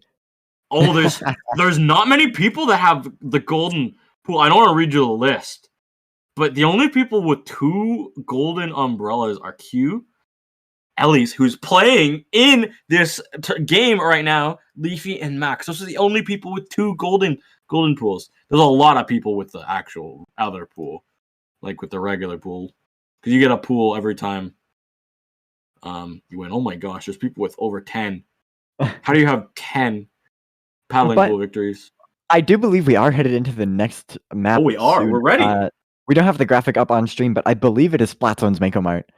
It is going to be Splatoon's Mako Mart as long as the spectator bug isn't happening to us. I'm just gonna wait to see what our map bans were. We had Tower Control Undertow and Rainmaker Eeltail were the map bans. I didn't know what order they came in, but there is our remaining map pool remaining. We're gonna be having Zones Mako followed by Clam Blitz on Museum de Alfonsino. Zones on Hagelfish, Tower Control on Inkblot, and finally, Rainmaker on Mincemeat if we get there. But first of all, we gotta get over this Splatoon game. Yep. So we have both teams coming in here. We're seeing a backless comp from the side of WKey yet again. I'm not sure why I was surprised by that, but we're seeing a backline comp on question mark side.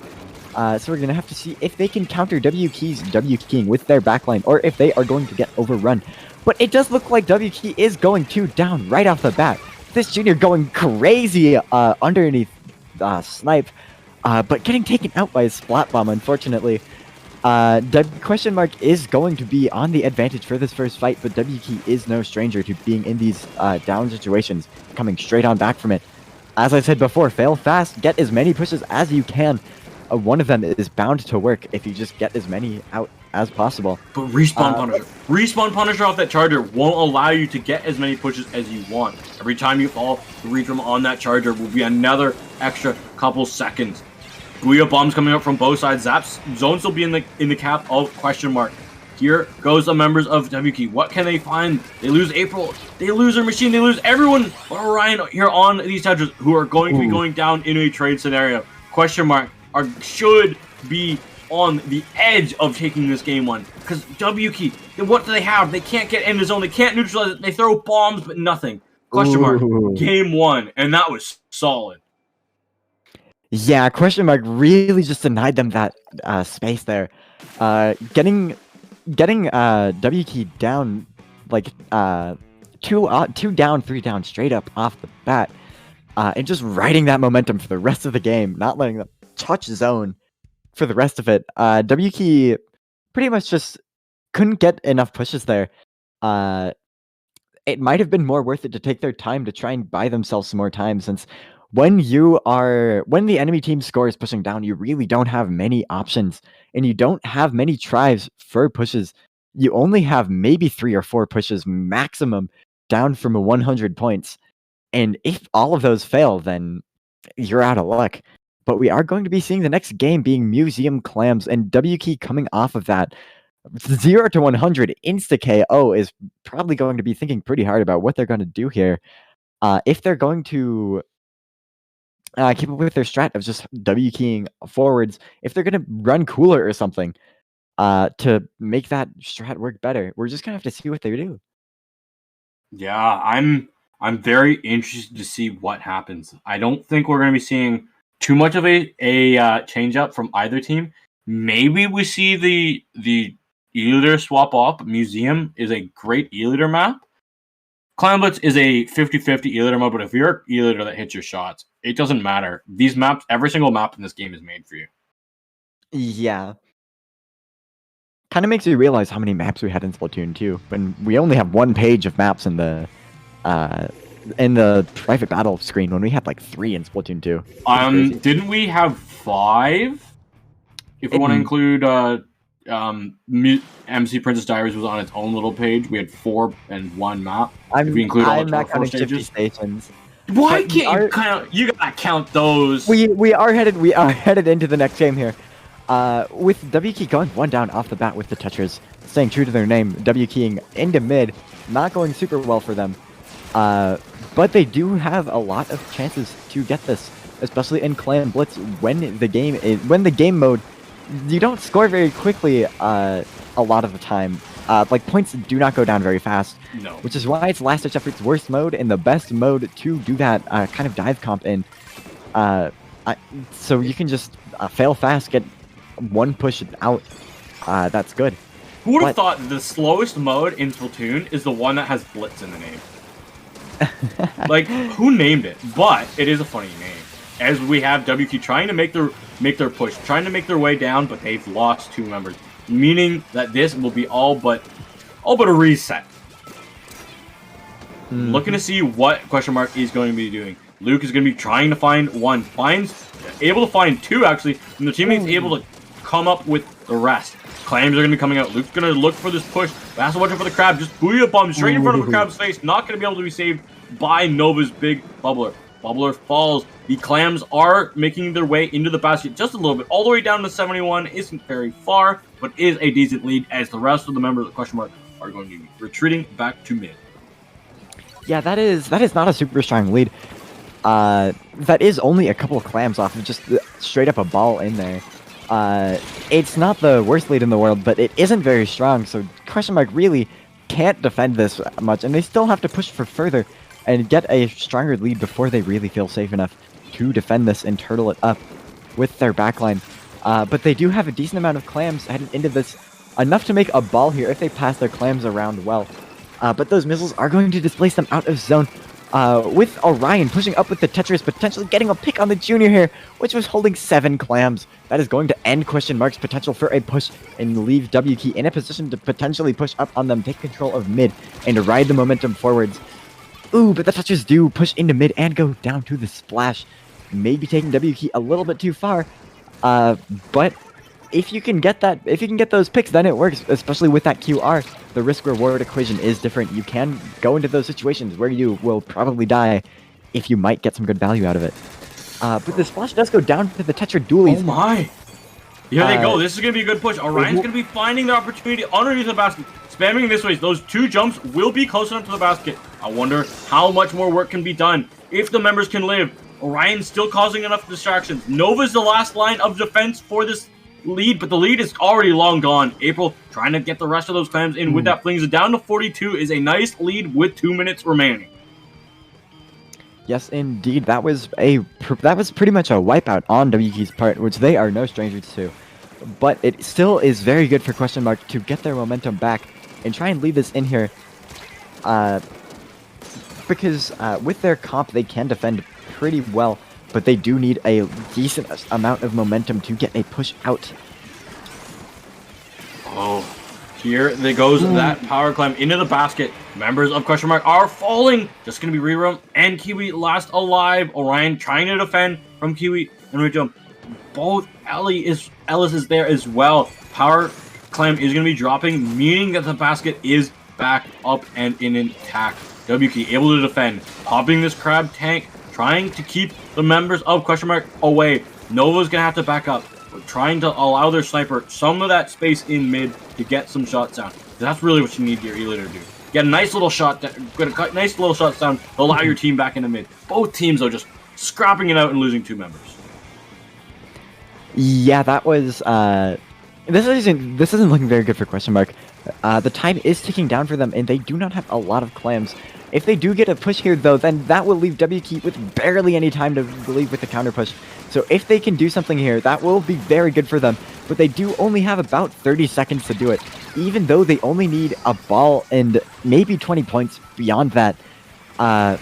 If my math is if my math is correct, but that is still a decent amount of points to get in here. But when they have 2 balls, it is within the realms of possibility, but WK is managing to lock this out very well. They need some snipes. They need some good bombs. They need something. Not that, though. Nova falling, not what you want at all. Orion is a decent trade with those the touches will be back faster than that junior. Oh, the fling is gone as well. They've lost another power climb. Question mark. They've got to go in. They've got to find their way. Orion is back, able to land the shot, eliminate that ball, but the ball keeps going, and the white is going to come through. W Key able to shut the door. Wow. Game 2. Tied up the series for W Key. That would have been disastrous for W Key if they had gotten that push out. They had a decent amount of clams there as well as the ball, but the Tetra diving in there, getting that pick on the ball, turned the board around entirely, forcing Question Mark to fight from both sides, push back to their clam ball where the Tetra had control, while simultaneously trying to hold control of basket. It was not a good situation for them at all. Ooh, my goodness, this series. Question Mark able to take that game 1 dominantly, but W Key finding what they needed in that push in the middle of that game.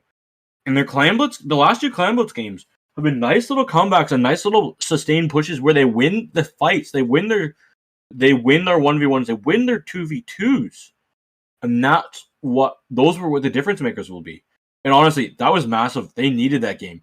Because after what the last Spot Zones game did, I would not want to be going up against an E-Liter on Hagglefish at all. Yeah, but this is headed into another Splat Zones game, which is not fantastic for W Key. They are they haven't played well on Splat Zones in the first game with their dive strat not really working out for them because you don't have too much room for error in zones. Since it's really all about the time, it's really all about a race against the clock.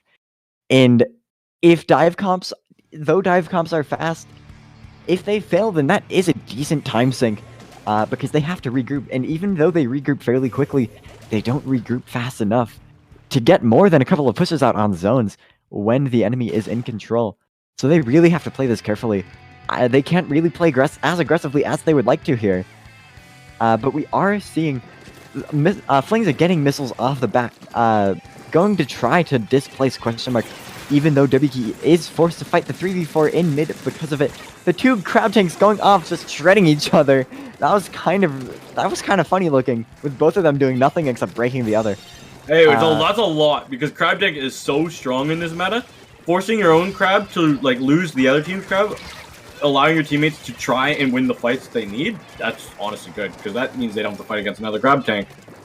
Proving that Question Mark has got the advantage, and now their sniper is locked up in a great position to get some shots down. This is dangerous. This is looking a lot like the first game. If W Key doesn't get a good push in here, then they will be out of... Well, not out, but they will have to pretty much reverse sweep wins in the next 2 games, but that is what they did in the last set. But it does look like they are going to get back into zone and buy themselves a decent amount of time here. But it does cost them their lives. They go 2 down yet again. 3 down, the crab tank picking off that machine.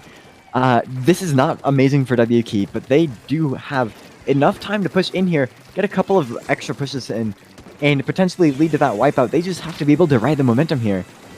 They need this momentum. The E-Liter and has that wave breaker. Booyah Bomb coming out from the machine. Can Question Mark hold on? They have. Orion coming through with that Reslider. Will they be punished? No, not quite. Booyah Bomb coming out to try and cap the zone for W Key, and it does. Missiles are out. Nova's inside that big bubbler. Will be shredded, but that crab is able to defend for Question Mark. We are going to be seeing this machine in a very bad pressure situation. Somehow able to trade with Luke. Orion going to be finding the rest of the members of Question Mark who are trying to fight them out. Reachum falls as well. Orion's coming up clutch. Now that's going to be the junior force back again. Nova trying to find where they can go and what they can do. But it's looking dangerous as they will be being found out by Orion. Orion coming out clutch with a triple. Yeah, and he keeps going. Okay, commentator's curse. But that was... You didn't even get a say. Good. That was very good for W Key. That momentum would have been very good if they hadn't just gone 2 down right now. Looks like they couldn't end up riding the momentum, because that isn't really what their comp is super designed to do. And Question Mark is designed to ride the momentum of them going down, so it isn't super good for them. This is why they call Crab Tank comps anti-dive, because this is exactly what the Crab Tank comp wants to see. Them diving in, them going down, and them being able to ride the momentum off of it, especially with that machine, the slow weapon that just really wants that momentum to get in there. And with only 17 points left on the clock, WK really has to come up with something fast, or else they are going to be in a very bad situation. Oh my goodness. The splash able to be found out by Kiwi. Kiwi's able to defend from this left side. Gonna find Orion from the backside, and the members of WK just have to paint the zone. And the jump's gonna come in, but it's gonna be a little bit too late. WK drops to question mark. Series and tournament point. Question mark. Can they close out these next 2 games? Can they win it here? All they need is one more game to win the entire tournament. If they don't win one game here, then they have the bracket reset. They are in a very good spot here. Question mark is going to have to pull something out in order to be able to win this set and the next set. They have to win 2 games in a row and then an entire another set on top of that. Yeah. The thing is, though, is that those 2 maps that question mark have won here were zones. And that climate game went into the favor of WK. I want to see which ones, because zones and tower control don't play similarly at all, nor do Rainmaker. The objective moves towards you. The objective is moving. Yeah. Zone is stationary. It is where it is. It stays there. Tower control also stays on its track, but its track is moving. Yeah, and so I want to see if this goes into the favor of WK, but we won't find that out until we get these games over with. But I'm looking to see, because Sniper is still strong on these 2 ones, so I don't think it is a terrible disadvantage to have the Sniper here on this tower control or these Rainmaker games for question mark. Yeah, but this mode is going to help WK a decent amount with their dive comps. The tower control, the tower giving that special bonus, giving that snowball potential, is going to help them ride the momentum that they create, which is going to give them the helping hand that they need. But on the other hand, if question mark can get any momentum, they will very easily be able to snowball WK. Because WK does not have really much momentum to speak of. It's like a piece of paper fighting a rock. I guess rock, paper, scissors isn't a super good analogy for that. It's they don't bring up the Splatfest. People don't like when you bring up Splatfest where they lose. As Novus comes up clutch with that nice little bomb kill on Orion. Novus bombs have been so consistent. Watch them play in SOS this week, and they were getting so many bomb kills, and that's exactly what they were doing. Being a extremely reliable support player, and that is something that you do not see very often. Yes, indeed, but question mark is in the situation they want to be. They're building that momentum, which is going to be very hard to stop. Pretty much moving forward like a truck. It's not going to be very easy for WK to stop this push once it starts going, and it looks like it might have started going now, but question mark goes to down. That being said, but they might be able to keep this momentum, keep fighting, and keep holding it here. If WK can't do something here. But it does look like it is going to move into neutral, with both teams just trying to find a way in. The race slaughter! Oh my goodness, that was beautiful. And now Raydrum is in on the back foot. Having to go fight against a Tetris and an Eater that's about the only thing. If you miss the first shot, you're gonna die. So, can they get the ink armor off of them and spawn over? No, that's okay though. WK, they should be able to make it through this first checkpoint. Booyah Bomb's gonna be coming out with that crab tank to protect this tower. April still with that flings. How close to the missiles? They have launched them. Nova trying to stay alive. Has that big bubbler popping in. Second checkpoint will be falling as well for WK. This is looking terrible for question mark. But now that everyone is alive except for one, and that wipeout is coming through, they will be able to defend. With 31, that snowball kept rolling. But question mark can't get too comfy with that wipeout, because WK looks like they are already trying to set a presence in mid with the Tetris on the enemy stack. It is not going to go very well. Or is that? I might have misread that. That might have been the Tetris on the enemy stack. But the Splash is just trying to defend here. Splash flings a just sitting in flat. The machine forcing Abuya to try and get their way into plat, try and find their team a way in, get those inciting picks to start building that momentum. Oh my goodness, coming up with 3! Can they get all 4? Can Luke get all 4? I believe. Yeah, I'm going to call it. Luke got all 4, allowing their team to really storm through. How close is Nova to that big bubbler? Wheel bomb coming out from Luke. Can they make the space? Bubbler's out. Lead has been secured for question mark. They can keep this momentum going. Crab is out. That's trying to find Luke. Gets 1. The members are on the tower for question mark. How far can they go? Kiwi falls. Now that's going to be pushing Nova back. But Readerum able to hit that snipe on Ellis, keeping them in this push. But I don't think this push is going to last too much longer, as Nova is going to be giving up all the space on flat. WK able to stay in the game, but at what cost? Yes, indeed. They got to 7. They may have gotten greedy there. The victory flashing before their eyes, because those 7 points is all that's standing between them and the tournament being over in their favor. So that might have been why they got greedy there. But they are going 3 down for it as well now. WK now has this momentum, this tower control special,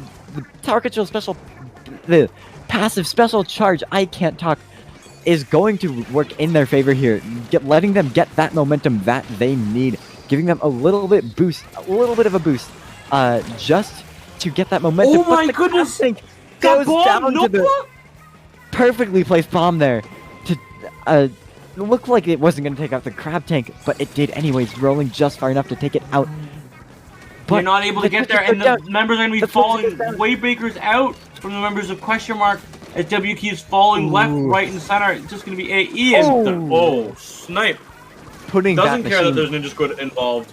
Doesn't care that Orion come back in. 25 seconds left. WK. They've got to make it through all the way.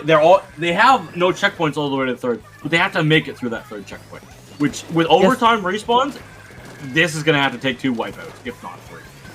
Yeah, it looks like question mark is opting just to turtle this out with only 5 seconds left for them. That's 3 for the sniper. That's 3 on the tower. That's 4. But is it going to be enough? WK is on the tower, and question mark isn't in a very good position to fight it. The Booyah Bomb comes out, but it isn't in time, and that is going to be paddling Squid Junction 33 for question mark. A very good set, very well played by both teams there, but WK just couldn't quite get the momentum that they needed to win that set. Wow. Question mark, though. That was so beautiful at what they were able to do with their defense and their offense. We can't forget Luke's quad to really open up this map all the way up over on that telephone booth or bats. Just going with these perfect sloshes. There was, I want to say 5 sloshes, and 2 of them were directs, and they got 3 kills, followed up by another one in mid. Beautiful job from question mark. But that is going to be it for us tonight. Jeannie, where can they find you? The lovely people can find me here tomorrow. Mark your calendars, everybody. Me and Bowser, or 45. They're gonna be here. We're gonna be on the mic for you tomorrow. For what time is it? Alice is probably gonna tell me what time it is. Somewhere here, 8 p.m. CET. So that will be 2 p.m. Eastern time. 2 p.m. Eastern time. Unlucky Cascade Duck crew in a showroom best of 9 match. You'll find me here tomorrow. I hope to see you here as well. Where can the people find you, ASEC? I'm ACECT on Twitter and YouTube, and ACECT on YouTube. Yes, but ASEC with 4 T's here on Twitch and Twitter. But yeah. We're gonna give a big thanks to the TOs, especially head TO Havoc and the rest of the TOs there at Squid Junction, able to let this tournament go. We're ending here at 4 minutes past 11 on the Eastern time zone. Really good, and thank you for Nebula Inc. for being here on Spec Cam and our streamer throughout the entire tournament, and Siren and Kbot. They didn't give themselves a shout out at the end, so I'll give them a shout out now. But with that, I'm gonna say, ASEC, thanks for being on here with me today, and I want to see everybody here tomorrow 8 p.m. Central European Time, 2 p.m. Eastern Time for the showroom. See you tomorrow, Yep, everybody. Enjoy Chara.